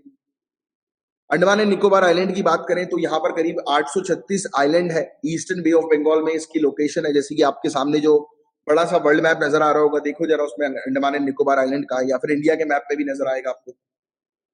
तो बहुत बड़ा आइलैंड है ये, बहुत सारे आइलैंड हम लोग को यहाँ पर देखने को मिलते हैं, राइट। 10 डिग्री चैनल से जो है ये अंडमान और निकोबार जो है वो डिवाइडेड है। अंडमान आइलैंड जो है वो नॉर्थ पे पड़ता है और निकोबार आइलैंड साउथ पे पड़ता है। 10 डिग्री चैनल से ये डिवाइडेड है। ग्रेट निकोबार जो है वो सदर्न मोस्ट अंडमान और निकोबार आइलैंड का हम लोग को एरिया देखने को मिलता है 910 स्क्वायर किलोमीटर का, जहां पर ये प्रोजेक्ट प्रपोज किया गया है। ग्रेट निकोबार आइलैंड के बारे में बात करें तो इंडिया का सदर्न मोस्ट पॉइंट यानी कि इंदिरा पॉइंट जो है वो ग्रेट निकोबार की सदर्न टिप पर है, right. Less than 150 kilometre Indonesian archipelago से, यानी कि इंडोनेशियन ग्रुप ऑफ आइलैंड से 150 किलोमीटर की दूरी पर ही है मात्र। ग्रेटर निकोबार जो है वो 2 नेशनल पार्क्स और बायोस्फीयर रिजर्व हम लोग को एक यहाँ पर देखने को मिलता है। ये आइलैंड जो है यहाँ पर शोम्पेन और निकोबारी ट्राइबल ग्रुप रहते हैं। काफी सारे पंजाब, महाराष्ट्र, आंध्र प्रदेश के एक्स सर्विसमैन भी यहाँ पर आकर सेटल हुए हैं। ग्रेटर निकोबार जो है वो ट्रॉपिकल वेट एवरग्रीन फॉरेस्ट का हिस्सा है, राइट। 600 मीटर 650 मीटर की ऊंचाई के माउंटेन्स यहाँ पर हम लोग को देखने को मिलते हैं सी लेवल से अगर कंपेयर करें तो। 14 स्पीसीज मैमल्स की है, 71 स्पीसीज बर्ड्स की है, 26 रेप्टाइल्स की, 10 एम्फीबियंस की, 113 मछलियों की प्रजाति इस आइलैंड पर हम लोग को देखने को मिलती है, जो कि इनमें से कुछ एंडेंजर्ड है। लेदरबैक सी टर्टल जो है वो आइलैंड का एक फ्लैगशिप स्पीसीज हम लोग को देखने को मिलती है। Apart from that, forest advisory committee के बारे में जिसके बारे में हमने चर्चा करी, उसके बारे में बात करें तो ये एक स्टैट्यूटरी बॉडी है जिसको बनाया गया था फॉरेस्ट कंजर्वेशन एक्ट 1980 के तहत। ये सरकार को एडवाइस करती है फॉरेस्ट क्लियरेंस के लिए कि किस प्रोजेक्ट के लिए फॉरेस्ट क्लियरेंस देना चाहिए कि नहीं। ये महीने में एक बार मिलती है डिस्कस करने के लिए, जितने भी प्रोजेक्ट्स होते हैं मिनिस्ट्रीज के जिनको फॉरेस्ट क्लियरेंस की आवश्यकता होती है तो उस पर बात करती है। अब एक न्यूज सामने आ रही है, ऑनरेबल सुप्रीम कोर्ट ने रिसेंटली सरकार को डायरेक्शन दिए हैं कि वो रिपोर्ट फाइल करें और बताएं कि किस प्रकार से मैनुअल स्कैवेंजिंग को जो है ये खत्म कर रहे हैं। मैनुअल स्कैवेंजिंग का मतलब कि हाथों से जो है मल को ढोना, मतलब एक प्रकार से मैला जो गटर वगैरह, नाली वगैरह जो है वो साफ किया जाता है बिना किसी प्रोटेक्टिव गियर के, या फिर ह्यूमन जो नाली वगैरह को साफ करते हैं। अब नाली वगैरह के अंदर काफी सारी टॉक्सिक गैसेस वगैरह भी होती हैं, राइट, डर्ट होती है, जिसके कारण से लोग जब इस पर्टिकुलर डर्ट, इस पर्टिकुलर चीजों के कांटेक्ट में आते हैं तो उनको इन्फेक्शन हो जाता है, डेथ तक हो जाती है। कोर्ट ने डिटेल्स मांगी है कि क्या सरकार स्टेप्स ले रही है मैनुअल स्कैवेंजिंग को खत्म करने के लिए, किस प्रकार से जो भी फैमिलीज मैनुअल स्कैवेंजिंग में इन्वॉल्व है किस प्रकार से उनको कंपनसेट किया जा रहा है, रिहैबिलिटेट किया जा रहा है। कोर्ट ने यह भी कहा है सेफ्टी गियर्स के बिना जो है वो किसी को भी नाली में जाने ना दिया जाए। इससे पहले यूनियन गवर्नमेंट ने जो है वो लोकसभा में एक स्टेटमेंट दिया था जिसमें कहा था कि किसी भी व्यक्ति की मृत्यु नहीं हुई है मैनुअल स्कैवेंजिंग के कारण इंडिया में पिछले 3 सालों में, बट मुझे लगता है कि ये रिपोर्ट गलत है।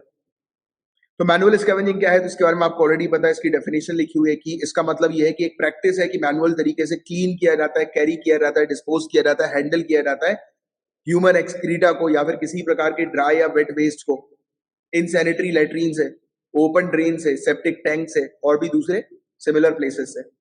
मैनुअल स्कैवेंजिंग जो है वो डीह्यूमनाइजिंग प्रैक्टिस एक हम लोग को देखने को मिलती है जिसमें बेसिक और अनसेफ टूल्स का इस्तेमाल किया जाता है, जैसे कि झाड़ू वगैरह हो गई, बकेट हो गए, बास्केट हो गए, राइट। इसके कारण हेल्थ, ये बहुत बड़ा एक हेल्थ हजार्ड है, इंजरी होती है, इवन डेथ भी होती है। केरला ने तो रोबोट बनाया है ना स्कैवेंजिंग के लिए, यस बिल्कुल केरला ने रोबोट बनाया, very good match. Manual scavenging एक साइड, अभी 1-2 दिन पहले हमने केरला के रोबोट के बारे में डिस्कस किया था। केरला है कि कर्नाटक है, एक बार कंफर्म कर लेना, केरला है शायद, कंफर्म कर लेना। मैनुअल स्कैवेंजिंग एक सैड स्टोरी है। 2011 के सेंसस के अकॉर्डिंग 7,40,000 से भी ज्यादा जो घर है हमारी कंट्री के अंदर जहां पर मैनुअल स्कैवेंजिंग अभी भी प्रैक्टिस की जाती है। ये प्रैक्टिस कास्ट सिस्टम से एसोसिएटेड है। जो पिछड़ी जात के लोग हैं, दलित हैं, लोअर कास्ट के लोग हैं, उनको फोर्सफुली मैनुअल स्कैवेंजिंग में डाला जाता है। नेशनल कमीशन फॉर सफाई कर्मचारी के अकॉर्डिंग टोटल 482 मैनुअल स्कैवेंजर की मृत्यु हुई है सीवेज को क्लीन करते समय, सेप्टिक टैंक को क्लीन करते समय। सफाई कर्मचारी आंदोलन जो है वो एक एडवोकेसी ग्रुप है जो कि काम करता है मैनुअल स्कैवेंजिंग को खत्म करने के लिए। इसने बोला है कि अभी भी करीब 18 लाख मैनुअल स्कैवेंजर्स हमारी कंट्री के अंदर है। काफी सारे मैनुअल स्कैवेंजर जो है वो काफी सारी सीरियस हेल्थ प्रॉब्लम्स फेस कर रहे हैं, जैसे skin disease, respiratory problems, death भी हो जाती है टॉक्सिक फ्यूम्स जो सेप्टिक टैंक से रिलीज होता है उसके कारण। 233 पीपल की मृत्यु हुई है। एक एक्सीडेंट हुआ था राइट सीवेज को क्लीन करते समय उस दौरान। हरियाणा में सबसे ज्यादा नंबर ऑफ डेथ हम लोग को नजर आई, फिर महाराष्ट्र, फिर तमिलनाडु। प्रैक्टिस जो है मैनुअल स्कैवेंजिंग की, ये जनरली लो कास्ट के लोग जो है वो कंडक्ट करते हैं राइट। क्या स्टेप्स लिए हैं सरकार ने मैनुअल स्कैवेंजिंग को खत्म करने के लिए? तो नमस्ते एक स्कीम है जिसका फुल फॉर्म है national action plan for mechanised sanitation ecosystem. Deaths को रोकने के लिए employment of manual scavenger and construction of dry latrines prohibition act 1993 right. इसने मैनुअल स्कैवेंजिंग को बैन किया। Prohibition of employment as manual scavenger and their rehabilitation act 2013 ये ban करता है और रिहैबिलिटेशन प्रोवाइड कराता है उन लोगों को, उन मैनुअल स्कैवेंजर्स को जो इस एक्टिविटी में इन्वॉल्व है। 2014 में ऑनरेबल सुप्रीम कोर्ट ने डायरेक्शन दिए हैं सरकार को कि सरकार काफी सारे मेजर्स ले, one time cash assistance provide कराए लोगों को जो मैनुअल स्कैवेंजर्स हैं, घर दे मैनुअल स्कैवेंजर्स को, उनको ट्रेनिंग प्रोवाइड कराए जिससे कि वो अपने घर को चला सके, उनको लोन्स प्रोवाइड दे कंसेशनल रेट पर जिससे कि वो कुछ कार्य कर सके। 10 लाख रुपए कंपनसेशन के तौर पर दिया जाए उनकी फैमिली को अगर उनकी डेथ हो जाती है। डिस्पाइट लीगल प्रोहिबिशन के बावजूद भी सरकार का प्रयास जो है मैनुअल स्कैवेंजिंग को एरिडिकेट करने का, खत्म करने का, तो वो अभी भी पूरी तरह से नहीं हुआ है अचीव टारगेट। मैनुअल स्कैवेंजिंग अभी भी खत्म नहीं हुई है। और भी चीजों के बारे में चर्चा करें तो क्या क्या चैलेंजेस है मैनुअल स्कैवेंजिंग को रोकने के लिए? सोशल स्टिग्मा, मैनुअल स्कैवेंजिंग जो है उसको एसोसिएट किया जाता है काफी सारी कास्ट और कम्युनिटी से। सोशल डिस्क्रिमिनेशन होता है, स्टिग्माइजेशन होता है लोगों का, अवेयरनेस नहीं है, अवेयरनेस की कमी हम लोग को जो है वो देखने को मिलती है। इंप्लीमेंटेशन, प्रॉपर तरीके से कानून को इंप्लीमेंट नहीं किया जाता। इंफ्रास्ट्रक्चर प्रॉपर जो है वो नहीं है सीवेज को क्लीन करने के लिए। पर्याप्त रिहैबिलिटेशन मेजर्स भी हम लोग को नहीं देखने को मिलते हैं राइट। तो ये सब चीजें हैं जिसके बारे में आपको थोड़ा सा ध्यान में रखना है। एक मिनट रुकना, गड़बड़ हो गई एक। अरे वो पॉलिटिकल लेक्चर क्रिएट किया है ना, तो क्या रिकॉर्डिंग्स में डर लगता है? लाइव में तो ऐसा है कि चलो ठीक है, लाइव में जो है वो कहीं ना कहीं से रिकॉर्डिंग मिल जाएगी। करंट अफेयर्स में भाई रविंद्र जी चेक तो कर लो यार एक बार।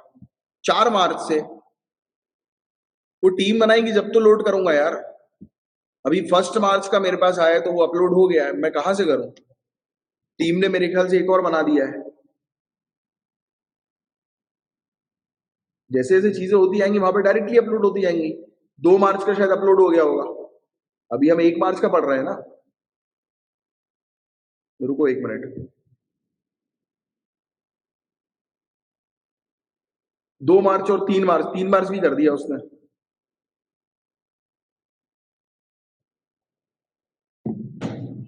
अपने आप अपलोड हो जाएगा। हाँ तो मैंने उसको बोल के रखा है कि जल्दी जल्दी डाल दे। अब वो एक स्पीड से ही कर पाएगा ना सामने वाला बंदा काम। अब किसी के ऊपर अपन प्रेशर क्रिएट तो कर नहीं सकते हैं, अगर नहीं किया तो क्या करेंगे बताओ? अब किसी के ऊपर एकदम बंदूक लेके थोड़ा बैठ सकते हैं कि बना बना बना। भाई वो तो अपनी स्पीड बनाएगा तो फिर उल्टा सीधा बना देगा, थोड़े थोड़े टॉपिक से देगा, फिर क्या मतलब ऐसा काम करने का? आराम से चलने दो, कोई इशू थोड़ा, कर तो रहे हम लोग चीजें। कोई बात नहीं, कल नहीं परसों कर लेंगे, उसमें क्या है? बस करें तो तरीके से करें ना। मेन ऑब्जेक्टिव की तरीके से चीजें होनी चाहिए। अभी मैं उसको बोल दूंगा, चिल्ला चोट कर दूंगा कि नहीं जल्दी दो जल्दी दो, तो मतलब 10 टॉपिक की जगह 5 टॉपिक दे देगा, फिर 5-5 करके बना देगा। वो चीज सही नहीं है ना। तो उनको भी मैंने स्ट्रिक्टली बोल के रखा, आराम से करो बट अच्छे से करो, क्योंकि मैं रिलैक्स करवा के सबको काम करता हूँ, भले ही मैं खुद प्रेशर में काम करता हूँ, क्योंकि मुझे आदत ही है प्रेशर में करने की। एनीवेज चलो, सो हमने क्या चीज है वो देखी, अवेयरनेस की कमी है, प्रॉपर इम्प्लीमेंटेशन नहीं हो रहा है कानून का, इंफ्रास्ट्रक्चर की कमी है राइट। तो क्या करना चाहिए? स्ट्रिक्ट तरीके से कानून को इम्प्लीमेंट करो, अवेयरनेस कैंपेन लेकर आओ, सैनिटेशन स्ट्रक्चर पर काम करो, इंफ्रास्ट्रक्चर पर टेक्नोलॉजी बेस्ड सोल्यूशन लेकर आओ, मैनुअल स्कैवेंजर को रिहैबिलिटेट करो राइट। स्ट्रिक्ट एक्शन, जो भी उल्लंघन करते हैं उनके खिलाफ सख्त कार्रवाई करो। तो ये कुछ पॉइंट है जो आपको थोड़ा सा ध्यान में रखना है। अब अल्मा टेलीस्कोप के बारे में बात करते हैं, तो आटाकामा लार्ज मिलीमीटर सब मिलीमीटर एरे, ये इसका फुल फॉर्म है। इसका सॉफ्टवेयर और हार्डवेयर अपग्रेड हो रहा है। ये अपग्रेड के कारण ये और भी ज्यादा डेटा जो है वो कलेक्ट करेगा, और भी ज्यादा बेस्ट इमेज जो है वो प्रोड्यूस करेगा, sharper image. Most significant modernisation जो अल्मा में हमें देखने को मिला है, तो वो इसके कोरिलेटर को जो है, यानी कि सुपर कंप्यूटर एक है, उसको रिप्लेस कर रहे हैं। वो सब इतना टेक्निकल घुसने की जरूरत नहीं है। सिंपल सी चीज आपको अल्मा के बारे में पता होनी चाहिए कि एक टेलीस्कोप हम लोग को देखने को मिल रहा है जिसका अभी सॉफ्टवेयर और हार्डवेयर जो है वो अपग्रेड हो रहा है, और इसके अंदर जो कोरिलेटर है, ये वर्ल्ड फास्टेस्ट सुपर कंप्यूटर में से एक हम लोग को देखने को मिलता है, जो कि अगेन अपग्रेड हो रहा है।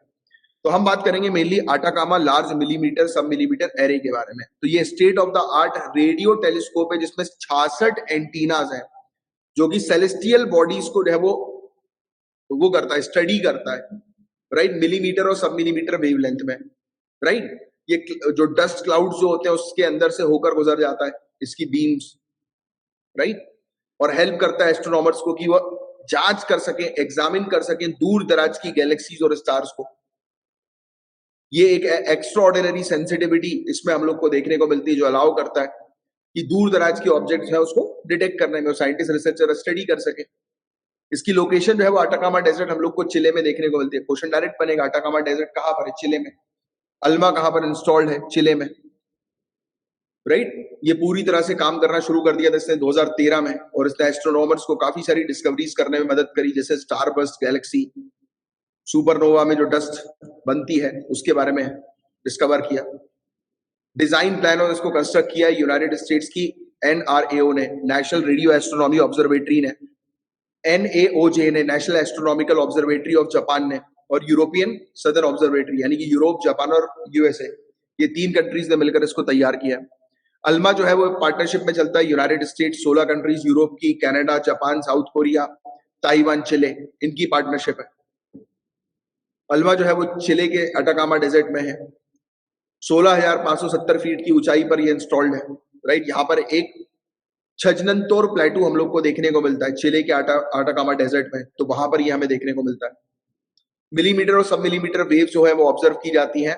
इसकी बहुत ही ससेप्टेबल, मतलब by it are very susceptible, यानी कि वेव्स बहुत ससेप्टेबल हम लोग को देखने को मिलती हैं, कमजोर टाइप की, अति संवेदनशील एटमॉस्फेरिक वाटर वेपर से, तो इसलिए इसको ऊंचाई पर जो है वो रखा गया।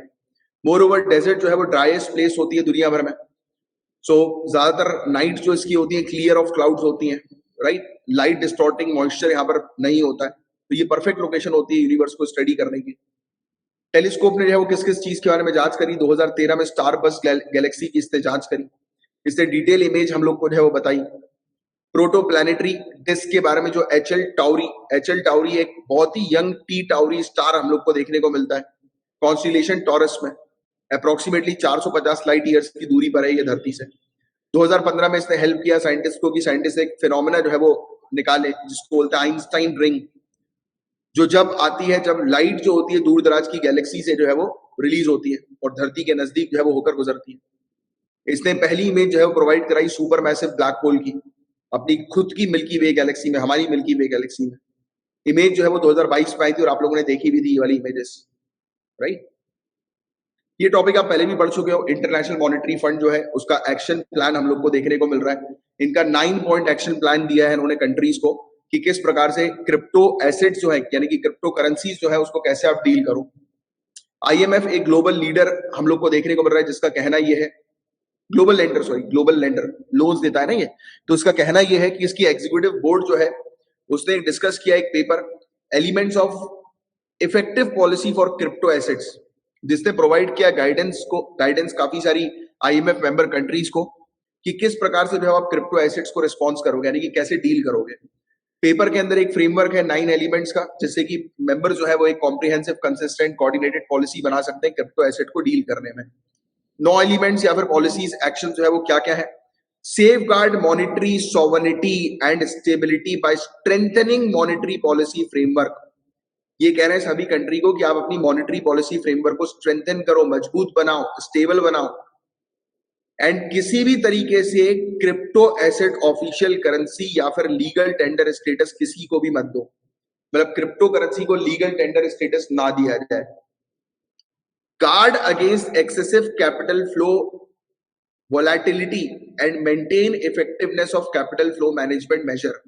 कि आपकी कंट्री में जो कैपिटल फ्लो हो रहा है यानी कि पैसे का जो फ्लो हो रहा है तो उसको मेंटेन करने के लिए जो है वो आप टूल्स जो है वो क्रिएट करो, गार्ड्स क्रिएट करो, गार्ड्स मतलब टूल्स क्रिएट करो जिससे कि आपका कैपिटल फ्लो जो है वो ना हो, एक्सेसिव भारी मात्रा में पैसे आपकी कंट्री में ना, क्योंकि भारी मात्रा में पैसे आएंगे तो, क्योंकि क्रिप्टो करेंसी क्या कर रही है, ये एक प्रकार की करेंसी है जिसको कोई रेगुलेट नहीं कर रहा। और आप सोचो एक कंट्री के अंदर आप एक एडमिनिस्ट्रेटर और एक कंट्री के अंदर बहुत ज्यादा मात्रा में पैसा आएगा तो क्या होगा, बताओ आंसर।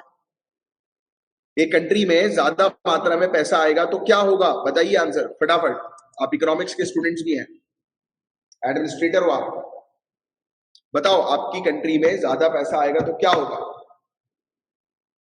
ऐसा पैसा जिसको आप एनालाइज नहीं कर पाओगे, इन्फ्लेशन, महंगाई बढ़ जाएगी। पहला पॉइंट तो यही आना चाहिए तुरंत दिमाग में, वेरी गुड। इन्फ्लेशन, मुद्राफीसदी, महंगाई बढ़ेगी, राइट। और क्या होगा, और क्या होगा महंगाई के अलावा, महंगाई के अलावा और क्या होगा, एग्जैक्टली मनी की, वेरी गुड। महंगाई बढ़ेगी, हमारी कंट्री डॉलर के अगेंस्ट जो है वो गिरेगी, बहुत सारे इश्यूज हम लोग को देखने को मिल सकते हैं। इनने बोला कि analyse and disclose fiscal risk and adopt unambiguous tax treatment of crypto asset. कि भाई अब जैसे हमारी कंट्री के अंदर क्रिप्टो करेंसी पर कितना टैक्स लगता है, कौन बताएगा। 2022 के बजट में इसको डिस्क्लोज किया था हमने, क्रिप्टो करेंसी पर गेन पर कितना टैक्स हम लोग लगाते हैं। तो वही बोल रहे हैं कि टैक्स लगाओ भाई। क्रिप्टो करेंसी अगर कोई व्यक्ति यूज कर रहा है और उसको अगर फायदा हो रहा है तो उसके गेन पर कितना टैक्स इंपोज करती है इंडियन गवर्नमेंट, 30% टैक्स इंपोज किया जाता है, 30%। याद रखना 2022 के बजट में इसके बारे में बात की गई थी। डेवलप करो, लागू करो prudential conduct and oversight requirement, यानी कि देखो, रेगुलेट करो क्रिप्टो मार्केट एक्टर्स को कि कौन कौन क्रिप्टो करेंसी चला रहा है। एक जॉइंट मॉनिटरिंग फ्रेमवर्क तैयार करो, डिफरेंट डोमेस्टिक एजेंसीज और अथॉरिटीज में मॉनिटरिंग फ्रेमवर्क, सभी लोग मिलकर जो है वो फ्रेमवर्क तैयार करें।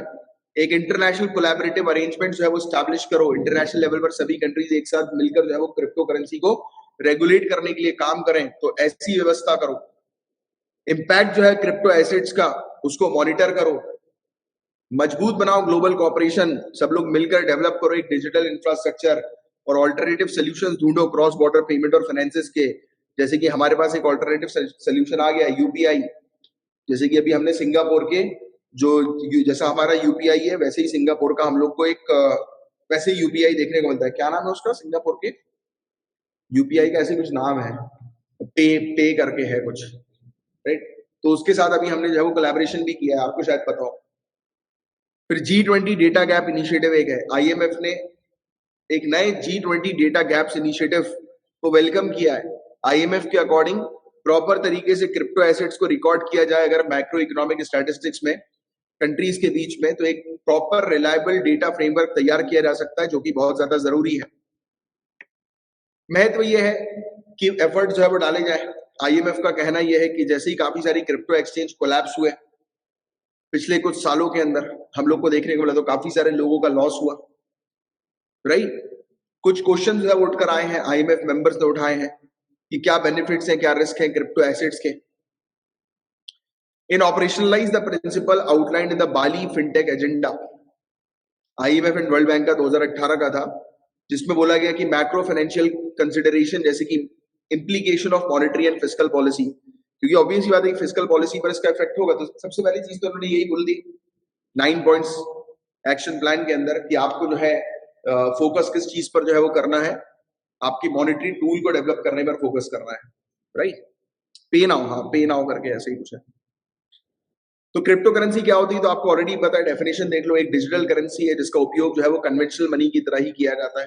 क्रिप्टो करेंसी में क्रिप्टोग्राफ का उपयोग किया जाता है सिक्योर और वेरीफाई करने के लिए ट्रांजैक्शंस को, और टेक्निकल टर्म में जो है उसको क्या चीज कहा जाता है, ब्लॉक लेजर टेक्नोलॉजी। इसको decentralise peer to peer network यानी कि ब्लॉक चेन जिसको हम लोग बोलते हैं, तो उसको उसका सपोर्ट रहता है ब्लॉक चेन, राइट।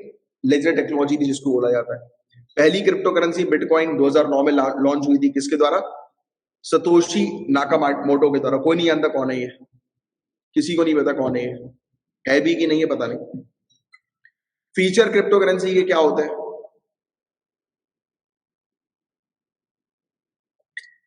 आप इसको इजीली ट्रांसफर कर सकते हो। कुछ कॉइन्स का उपयोग जो होता है वैल्यू ट्रांसफर करने के लिए, चीपर होता है, फास्टर होता है, ठीक है। कोई भी फिजिकल फॉर्म की आवश्यकता नहीं होती, डिसेंट्रलाइज्ड है, किसी भी डिजिटल सेंट्रल डिजिटल बैंक के साथ एसोसिएटेड नहीं होता।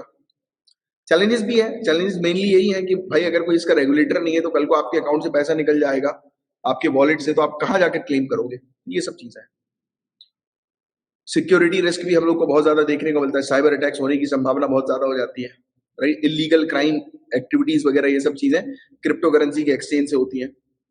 लिक्विडिटी की कमी है, एक्सेप्टेबिलिटी कम है, प्राइस फ्लक्चुएट होती रहती है, इंडियन रुपीज के लिए खतरा है, ठीक है।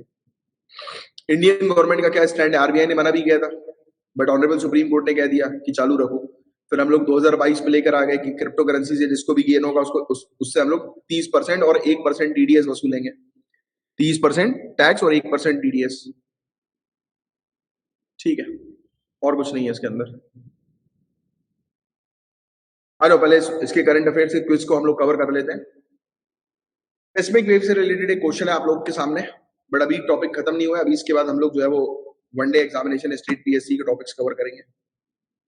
बताइए चलिए। सेस्मिक वेव्स, सेस्मिक वेव्स क्या जनरेट होती है जब फोकस से एनर्जी रिलीज होती है? क्या ये ट्रैवल होती है सिर्फ धरती के इंटीरियर में?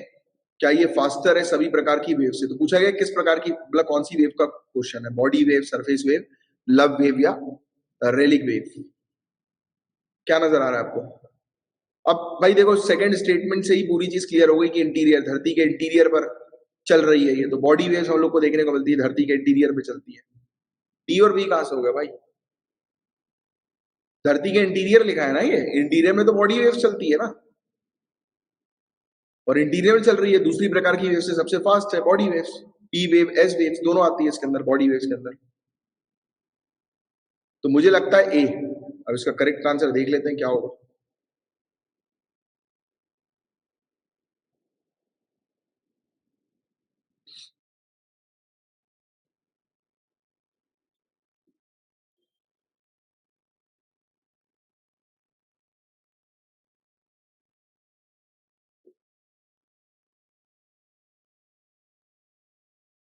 यही है ना, बीच वाला देख लो ना, आप सेकंड पॉइंट देख लो, travel only through interior of the अर्थ।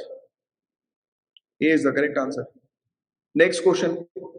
शूर सिंगार एक इंस्ट्रूमेंट है, ब्रास और ब्रॉन्ज से बनता है, उसके 8 तारे हैं उसके अंदर। कराकट्टम एक एंशियंट फोक डांस है आंध्र प्रदेश का। कराकट्टम जो है उसमें परफॉर्मर साड़ी पहनती हैं, डांस करती हैं पॉट के साथ, और सर पर उनके बॉट को सर पर रखती हैं, और मरियमम एक वर्षा की देवी है, उसकी उसका आह्वान करती हैं। नॉट करेक्ट पूछा है।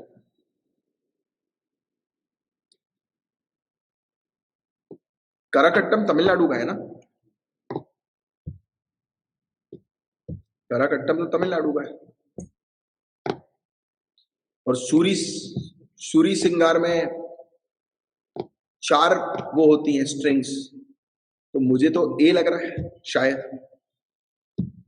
सी तो मुझे करेक्ट लग रहा है, 3 तो करेक्ट है, तो 3 करेक्ट है तो ऑब्वियस सी बात है 1 और 2 ही गलत होंगे।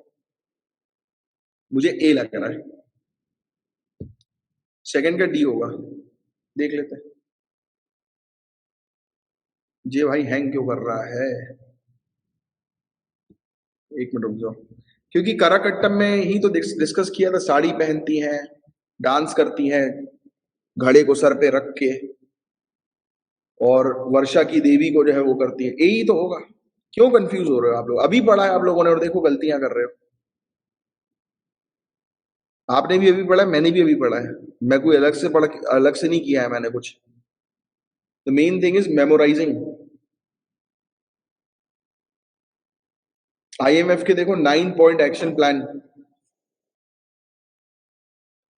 इसने बोला है कि क्रिप्टो करेंसी को लीगल स्टेटस दे दो। पहला स्टेटमेंट ही गलत है। Establishing international collaborative arrangement to enhance supervision and enforcement, दूसरा करेक्ट लग रहा है मुझे। आप अपना बताओ, मैं गलत भी हो सकता हूं, बट आप दिमाग लगाओ क्या होगा इसका। B correct. धरती का अपर मोस्ट लेयर को क्रस्ट कहते हैं। क्या क्रस्ट जो है वो थिनेस्ट है सभी लेयर से? कॉन्टिनेंटल क्रस्ट जो है वो लेस डेंस है ओशियनिक क्रस्ट से। इनर मोस्ट कोर जो धरती का जो है वो सिर्फ मोल्टन आयरन से बना है।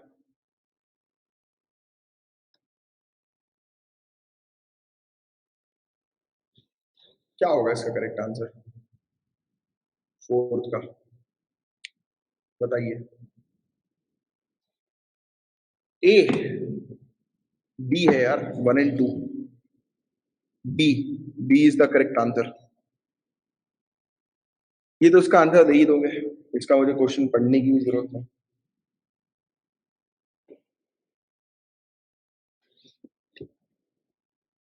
बताओ जरा इसका आंसर।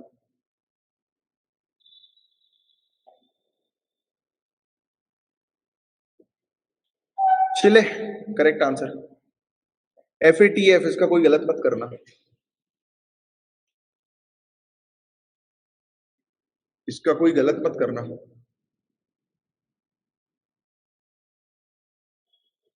सेकेंड वाला पॉइंट कैसे हो सकता है?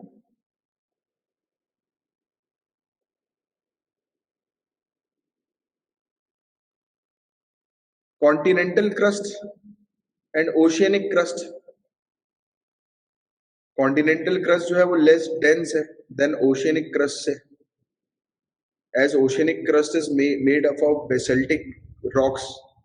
आप बताओ ये कैसे हो सकता है, बताओ।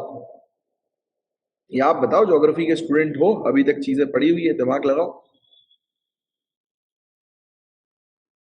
कौन बताएगा इसका?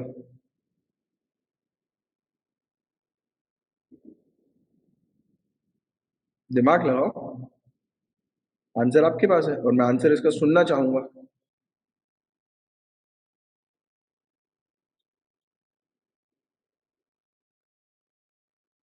थिक और थिन की बात नहीं हो रही, डेंसिटी की बात हो रही है। थिक और थिन की बात नहीं हो रही, डेंसिटी की बात हो रही है। और there is vast difference between density and thickness. Simple सी चीज मैं आपको बताता हूं। डेंस मतलब गाढ़ा, डेंस मतलब गाढ़ा, आम शब्दों में गाढ़ा, बोल्ड। ओशियनिक क्रस्ट जो है वो डेंस है। सिंपल सा रूल लगाओ ना यार, जो चीज डेंस होती है वो नीचे होती है। कोई भी चीज अगर डेंस है तो वो नीचे जाती है ना, डेंस कुछ भी चीज हो, उसका वेट होता है, नीचे जाती है। तो ओशियनिक क्रस्ट जो है वो डेंस है, दैट्स व्हाई वो नीचे है। हम्म। कॉन्टिनेंटल क्रस्ट जो है वो लेस डेंस है, दैट्स व्हाई ऊपर है। आप कॉन्टिनेंटल क्रस्ट को जो है वो खोदते हो,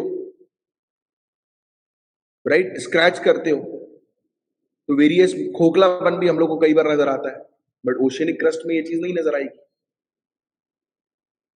बेसिक चीजें जो है वो कैसे भूल रहे हो?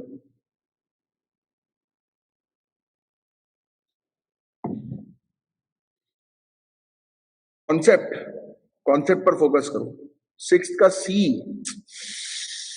क्या कर रहे हो रविंद्र जी, क्या कर रहे हो भाई? G20 के थ्रू स्टैब्लिश हुआ है?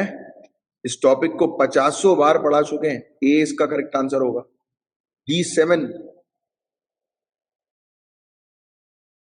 प्रेजेंट स्टेटस क्रिप्टो करेंसी का क्या इंडिया के अंदर?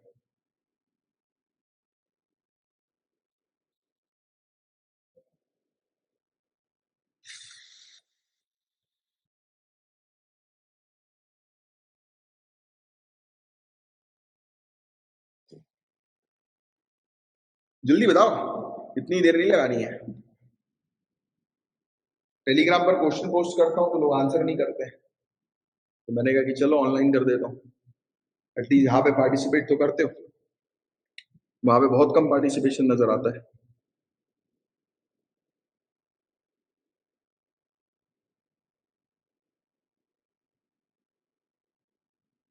सेवेंथ का डी, हाँ रवि जी आप देते हो, पता है मुझे ऐसा लगता है कि लीगल है, मतलब पहला स्टेटमेंट सही है, मुझे ऐसा लगता है, क्योंकि सुप्रीम कोर्ट ने बोल तो दिया था, बट ऐसा भी कोई लीगल नहीं है कि उसको लीगल टेंडर दे दिया जाए, इतना भी लीगल नहीं है, तो फिर एक डाउट क्रिएट होता है। तो इसलिए A is the correct answer, illegal, illegal नहीं है, करेक्ट। नमस्ते किसकी स्कीम है?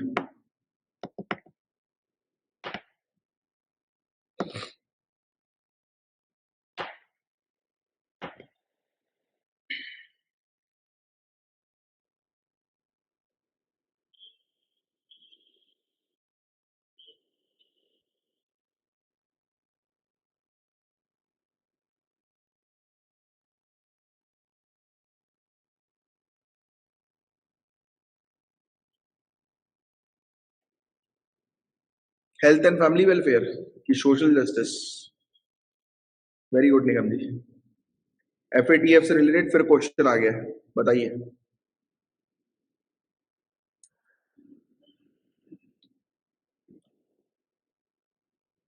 अरे महक जी क्लास छोड़ के चली गई,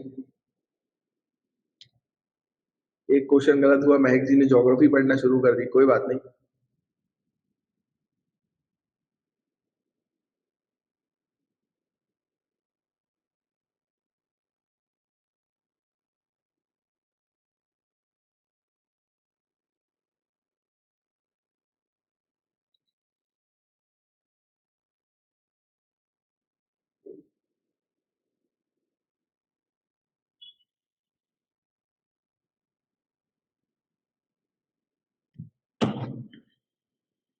It operates from OECD headquarter 2001. Its mandate expanded to include, हाँ तो मुझे इसका तो सी लग रहा है। वेरी गुड निगम जी। अब देखो ये कुछ टॉपिक्स हैं जिनको हम लोग कवर करेंगे। शिवमोगा एयरपोर्ट कहां पर है? कर्नाटक में। ये चीज आपको बस ध्यान में रखनी है। इसका उद्घाटन ऑनरेबल प्राइम मिनिस्टर ने किया था। एयरपोर्ट के साथ ऑनरेबल प्राइम मिनिस्टर जो है उन्होंने काफी सारे डेवलपमेंट प्रोजेक्ट्स का उद्घाटन किया, जिसका कॉस्ट 3,600 करोड़ रुपए था। न्यूली कंस्ट्रक्टेड एयरपोर्ट जो है वो लोटस फ्लावर की तरह डिजाइन किया गया है। 450 करोड़ में ये बना है। A320 टाइप एयरक्राफ्ट के लिए सुटेबल है, ठीक है। 300 पैसेंजर एक घंटे में हैंडल कर सकता है। Minister of civil aviation Shri Jyotiraditya Rai Scindia ने कहा है कि ओनली 74 एयरपोर्ट्स हमारी कंट्री के अंदर 2014 तक देखने को मिले थे। एंड शिवमोगा एयरपोर्ट के उद्घाटन के बाद नंबर ऑफ एयरपोर्ट्स है वो डबल हो गए, 148। उनका कहना यह है कि 100% इंक्रीज है नंबर ऑफ एयरपोर्ट्स में पिछले 9 सालों में। प्राइम मिनिस्टर ने फाउंडेशन रखा है 2 नए रेलवे प्रोजेक्ट का भी। ये प्रोजेक्ट जो है वो शिवमोगा शिकारीपुरा रानी बेन्नूर नई रेलवे लाइन है, और कोटे गंगुरु रेलवे कोचिंग डेपो। पीएम ने लॉन्च किया है मल्टी विलेज स्कीम, जिसकी कॉस्ट है 950 करोड़ रुपए। हैंग कर रहा है ये, डेटा बहुत ज्यादा बढ़ गया ना इसमें, दैट्स व्हाई। अच्छा पॉलिटी का ही अपलोड भी हो गया, इसलिए अच्छा ये इसलिए कर रहा था। पॉलिटी के 50 टॉपिक्स है वो कवर हो गए, 50 टॉपिक्स आर कंप्लीटेड पॉलिटी के।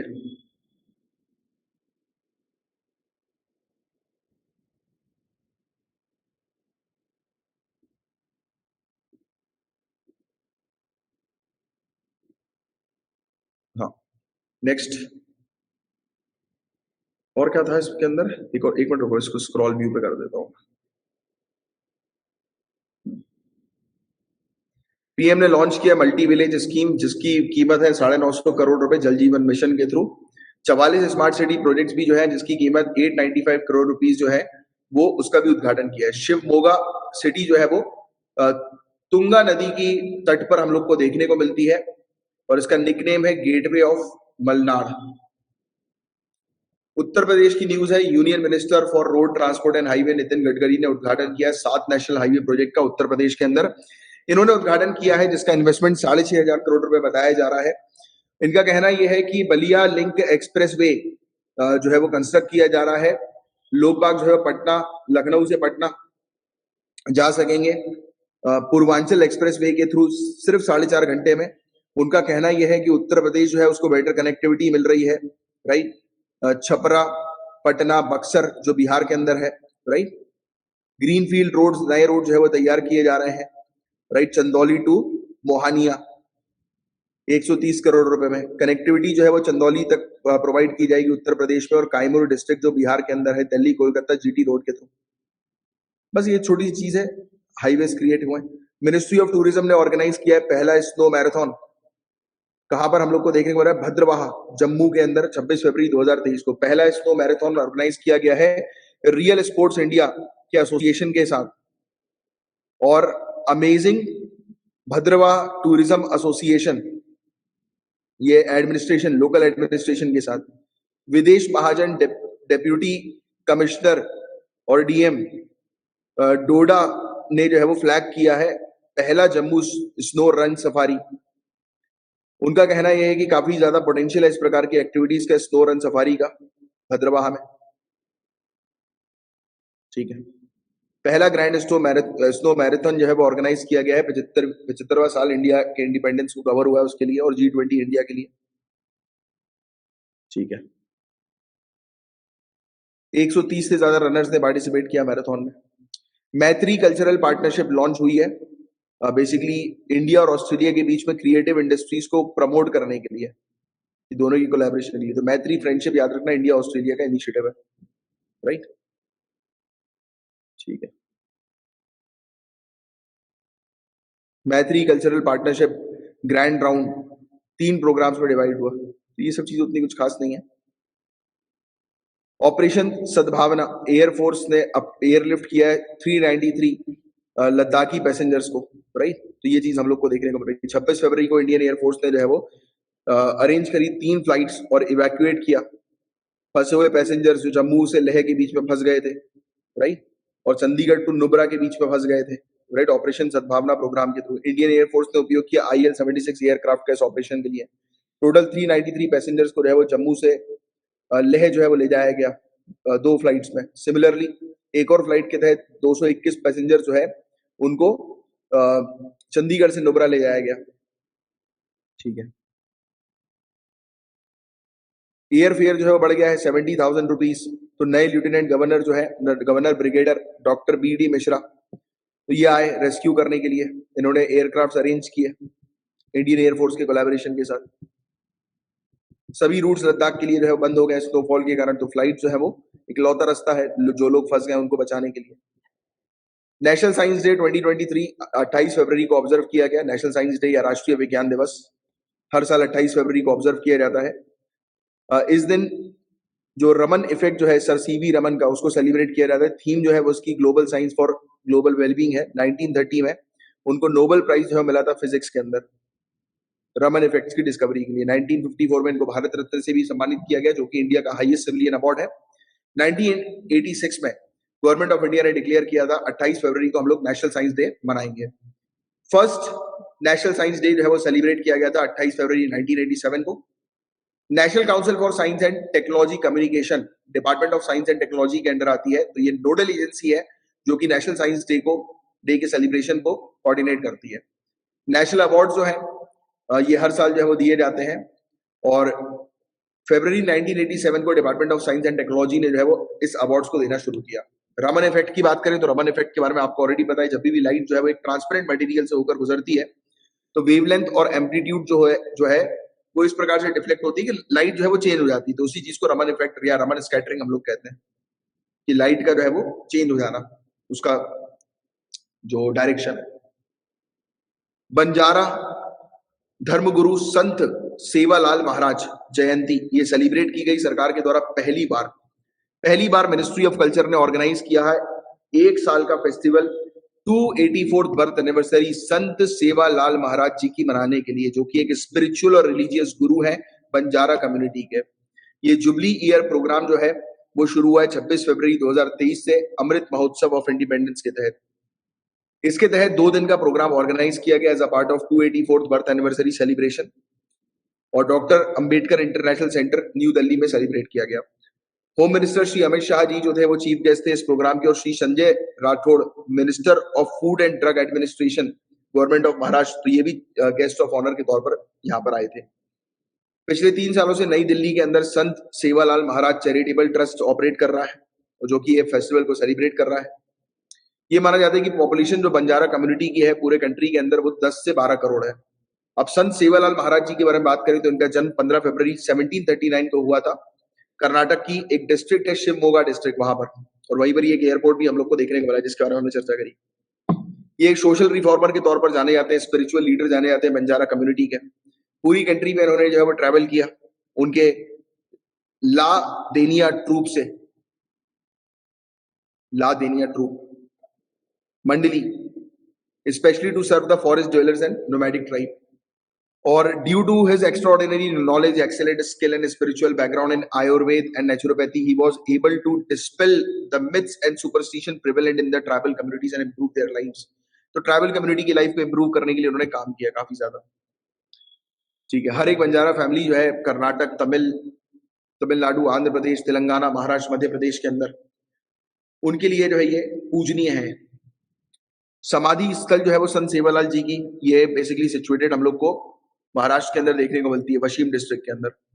इसको बंजारा काशी के नाम से भी जाना जाता है। हरि बालकृष्ण एक MIT प्रोफेसर है, इनको 2023 मार्कोनी अवार्ड से सम्मानित किया गया। डॉक्टर बालकृष्णन एक प्रोफेसर है department of electrical engineering and computer science के MIT के अंदर। डॉक्टर बालकृष्णन इनको अवार्ड किया गया है fundamental contribution to wired and wireless networking.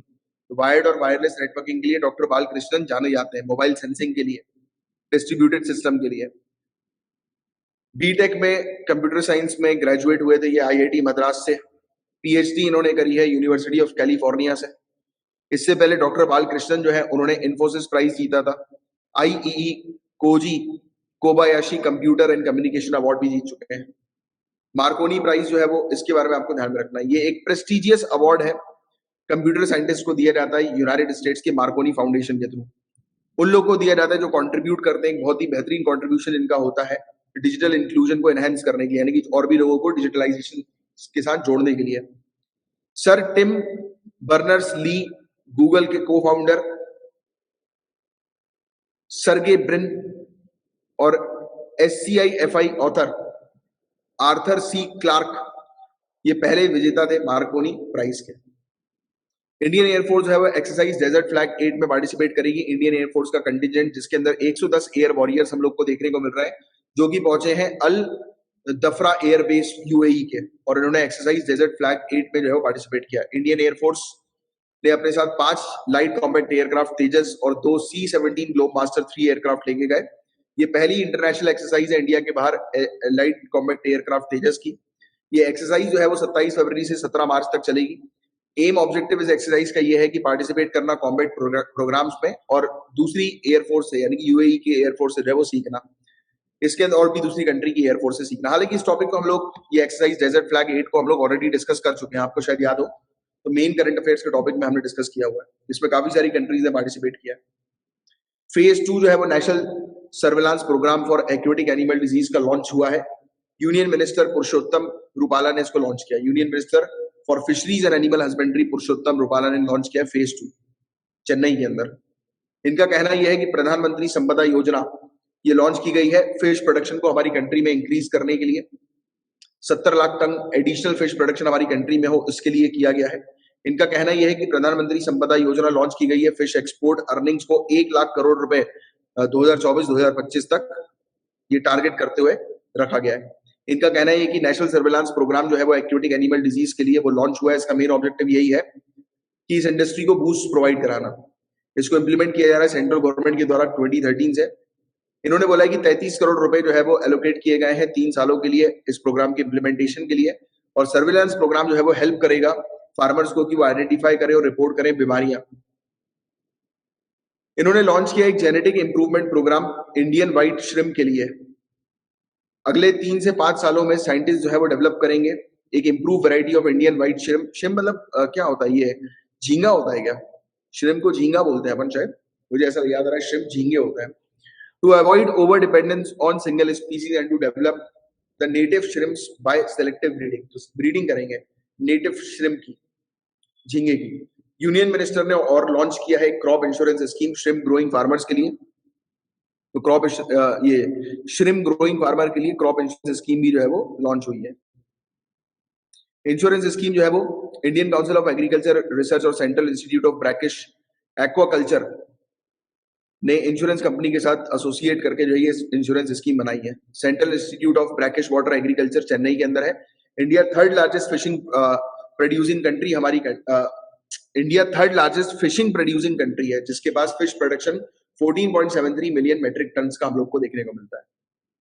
अब हमने ऑलरेडी डिस्कस कर लिया है कि एक नया कोर डिस्कवर हो गया है धरती का सेस्मिक वेव्स के थ्रू। तो पेयर ऑफ सिस्मोलॉजिस्ट ने जो ऑस्ट्रेलियन नेशनल यूनिवर्सिटी के, इन्होंने एक नया कोर धरती का डिस्कवर किया। साइंटिस्ट को नए एविडेंसेस मिले हैं 400 mile thick solid metallic wall जो धरती के सेंटर में, इनर अर्थ के इनर कोर के सेंटर में है, ये बताया जा रहा है। एक नई लेयर जो है आयरन निकल एलॉय की हमें देखने को मिल रही है, राइट? जैसे दूसरे पार्ट्स हैं कोर के वैसे ही, बट थोड़ी सी अलग हम लोग को स्ट्रक्चर में देखने को मिल रही है।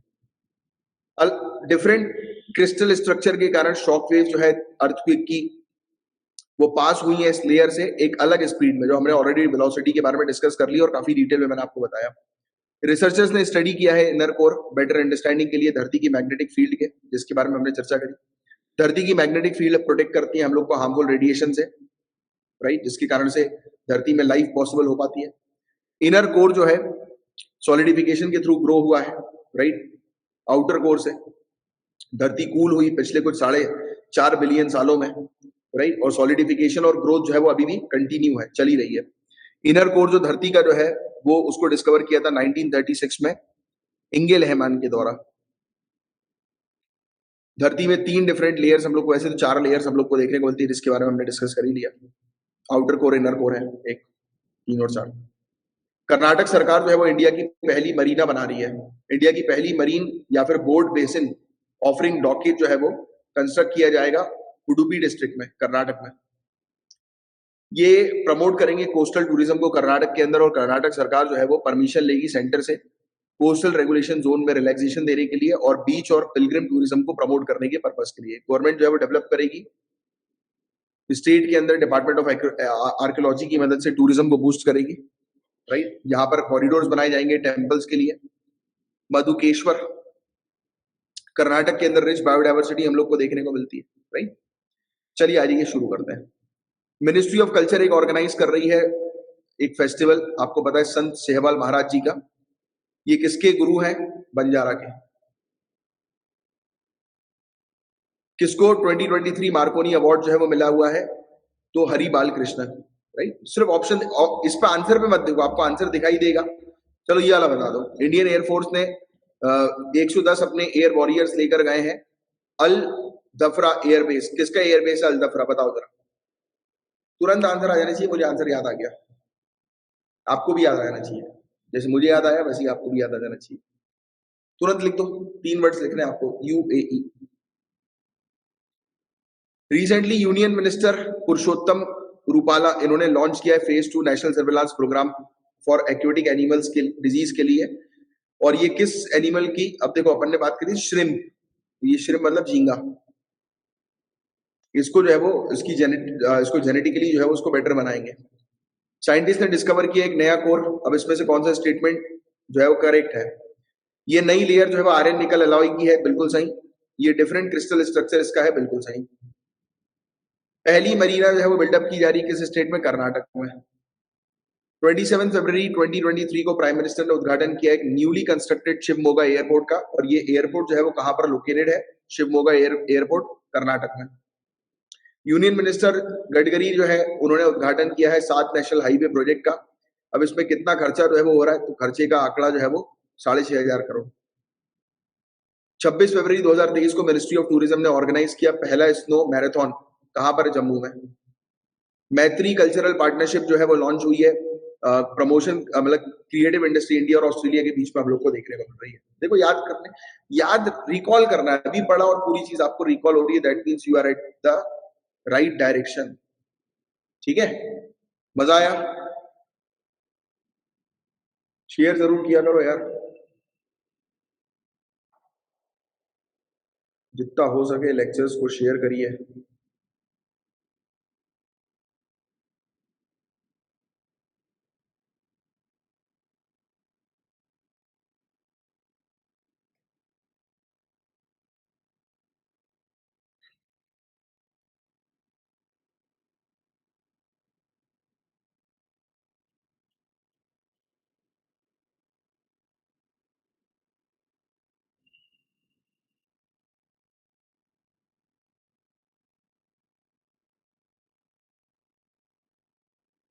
कुछ अजीब अजीब लोग होते हैं, जैसे कि आज एक इंस्टाग्राम पे जो हमारा जो वो चलता है पोस्ट, मतलब वो एड्स चलते हैं, तो उस पर एक का मैसेज आया है, तो टीम ने भेजा कि welcome to Jhansar academy for IAS, please send your number, our team will call you soon. तो उसने लिखा श्योर। तो थोड़ी देर बाद टीम ने भेजा कि वेटिंग फॉर योर नंबर, तो बंदे का रिप्लाई आता है कीप वेटिंग। तो मैंने टीम ने मुझसे पूछा था आज कि सर इनका क्या करना है, हमें तो गुस्सा आ रही है। तो मैंने कहा भाई किसी को भी गलत रिप्लाई मत करो। मैंने उसको बोला कि लिख दो कि nice attitude, God bless you. कुछ लोग वैल्यू लोग होते हैं ना।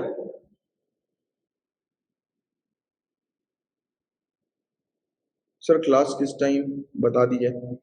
कल की क्लास अपन करेंगे, मैं आपको इन्फॉर्मेशन देता हूँ कि कल मुझे जो है वो कल दिन में कर लेंगे अपन। कल 4-1 बजे के आसपास ही क्लास जो है वो रखते हैं।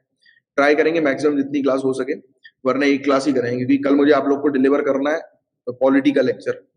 पॉलिटी का हो गया है, पूरा कवर करो पॉलिटी का। अभी 50 टॉपिक्स उसके हो चुके हैं। 40 टॉपिक्स, 44 टॉपिक्स और 94 टॉपिक्स है टोटल। 44 टॉपिक कल के कल निपटा के पॉलिटी फिनिश, एंड पॉलिटी का। पॉलिटी फिनिश करो, फिर एनवायरमेंट पे लगूंगा मैं। ऐसे ही 2-3 दिन में एनवायरमेंट आ जाएगा। निगम जी बताऊंगा मैं आपको कि कल मुझे पॉलिटी पे देना। मैं सॉरी मैं भूल गया था, मॉर्निंग में मैंने आपको बोला तो कल पूरे दिन करेंगे, बट मुझे बाद में याद आया कि यार पॉलिटी भी तो करना है मुझे। तो पहले मेरा टास्क होगा पॉलिटी को फिनिश करने का, जिससे कि आप कल बैठ के पॉलिटी निपटा दो कि वन गो में आपकी। अच्छा रविंद्र जी, कोई क्लास ली आपने पॉलिटी की? पॉलिटी की कोई क्लास अटेंड करी, या किसी ने भी पॉलिटी का वो देखा डेमो? कैसा लगा आपको? मजा आया क्या? कंटिन्यू रखूं ऐसे ही, एनवायरमेंट की सीरीज, इकोनॉमिक्स की सीरीज, सबकी सीरीज लेके आ जाऊं? बढ़िया लगा? अंडरस्टैंडिंग क्रिएट हो रही थी पूरी इन डेप्थ? कोई फीडबैक हो तो कुछ हो तो बताना, क्योंकि नेक्स्ट उसमें फिर मैं बनाऊंगा, तैयार करूंगा। 2 क्लास खत्म, मतलब 1 घंटे की क्लास खत्म करी आपने, अभी 1.5 घंटे की और बची, आज ही खत्म कर दो। आज के आज आधे घंटे का ब्रेक लो, आज की आज 2 क्लास और खत्म कर दो। अंडरस्टैंडिंग क्रिएट हो रही है, सब कुछ अच्छा है। कोई फीडबैक देना चाहो तो फीडबैक दे सकते हो, क्योंकि अब जो नेक्स्ट क्लास जो आएगी आपकी वो एनवायरमेंट की क्लास होगी। एनवायरमेंट में बना दूंगा।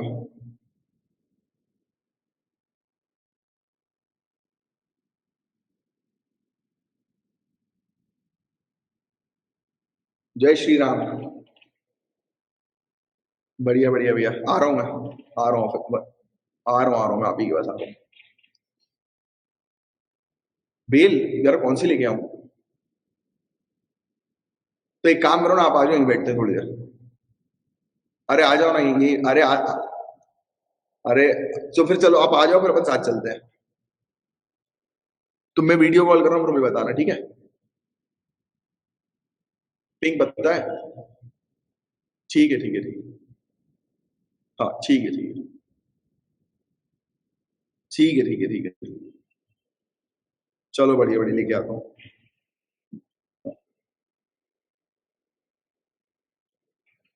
English Hindi both, content English में लिखा हुआ है, एक्सप्लेन मैंने अपने उस तरीके से समझाया जैसे कि है, एक बार उसको देख लेना। यार मैंने पता है हिंदी के लिए उसको रखा है अथॉरिटी को, फैकल्टी को, हिंदी की पीडीएफ बनवा के दे दूं तो चलेगा, बट थोड़ा टाइम लगेगा उसमें। यार देखो अंदर की एक बात और बताता हूँ मैं, क्योंकि आप लोग तो अपने उसकी वो हो, एक और चीज मैं आपको बताता हूँ, मेरा पता है ऑब्जेक्टिव क्या है। ये 5 कोर्स तो मैं फिनिश कर दूंगा, बट इसका मतलब ये नहीं है कि उस कोर्स में और कुछ ऐड नहीं होगा। आई एम प्लानिंग कि जो भी बच्चा, जैसे कुछ स्टूडेंट्स ऐसे होते हैं कि यार वो सोचते हैं कि नहीं उनको लाइव क्लास अटेंड नहीं करनी, उनको एक क्वालिटी रिकॉर्डेड क्लास चाहिए। तो अब देखो ये वाली क्वालिटी रिकॉर्डेड क्लास है, राइट? मैं क्या करूंगा, बाद में इसमें एक फोल्डर डालूंगा बोनस का, और उस बोनस के फोल्डर के अंदर एनसीईआरटी भी डाल दूंगा और एडवांस किताब भी डाल दूंगा। जैसे अभी ये पॉलिटी है फिनिश हुई, हम हो सकता है कि आगे चल के उस फोल्डर के अंदर पॉलिटी लक्ष्मीकांत भी डाल दें। बट यार हिंदी के लिए मैंने पता है प्रॉपर हिंदी के लिए एक फैकल्टी को रखा था, बट वो फेल हो गया। उसके बस की नहीं थी इस प्रकार से चीजें पढ़ाना, इस प्रकार से पॉइंट वाइज कवर कराना। इंग्लिश का पीडीएफ तो मिलेगा ना आपको? पीडीएफ तो जो आपको स्क्रीन में दिख रहा है वो अब मैं आपको दूंगा। जैसे ये 10 टॉपिक्स फिनिश, कल आपको देखना, कल जैसे ही आपके पास पूरे टॉपिक फिनिश हो रहे हैं तुरंत आपके पास पीडीएफ अपलोड हो जाएगा। सब स्टूडेंट परचेज कर सकते हैं जिसको, हाँ बिल्कुल सभी परचेज कर सकते हैं, सभी के लिए बेनिफिशियल है वो। उसको फॉरवर्ड करो जितना हो सके लोगों को यार, उसमें अपना भी बेनिफिट होगा और प्रमोट करो ज्यादा से ज्यादा, क्योंकि अपन चाहते हैं कि बच्चे ज्यादा से ज्यादा अपन से जुड़े, क्योंकि इतने कम कॉस्ट में हम चीजें इतनी बेस्ट टू बेस्ट मेहनत करके प्रोवाइड करा रहे हैं, तो सब बच्चों को जोड़ो। मतलब ऐसा है कि जो भी पॉलिटी का एग्जाम दे रहा है, जिसके एग्जाम में पॉलिटी सब्जेक्ट है, हम चाह रहे हैं कि उसका इस पर्टिकुलर कोर्स से पूरा क्लियर हो जाए। और आने वाले समय में इसमें ऐड भी करूंगा मैं, वो मैंने दिमाग चला रहा हूँ मैं उस पर। बट पहले मेरा ऑब्जेक्टिव है कि इतना कवर कर देना कि आप लोग का यूपीएससी प्रीलिम्स क्रैक हो जाए या कोई भी स्टेट पीएससी क्रैक हो जाए। पहले मेरा ये ऑब्जेक्टिव है। पहले पांचों सब्जेक्ट्स आ जाएंगे, जो कमिटमेंट किया है पांचों सब्जेक्ट्स के अंदर पॉइंट वाइज पूरे टॉपिक वो आ जाएंगे। फिर मेरे पास टाइम बचेगा तो मैं एक एक सब्जेक्ट का, जैसे कि एक सब्जेक्ट की एनसीईआरटी उसमें फोल्डर डाल के डाल दी, फिर एक सब्जेक्ट की उसके अंदर हमने एडवांस बुक का कुछ डाल दिया, तो इस तरीके से उसको बढ़ाऊंगा मैं, जिससे कि कोई भी बच्चा जो है वो 577 में जो लाइव क्लास नहीं ले सकते वो रिकॉर्डेड क्लास ले लें। आपने देखा उसका डेमो, देखा कैसा लगा आपको? डेमो देख के क्या कैसा लगा?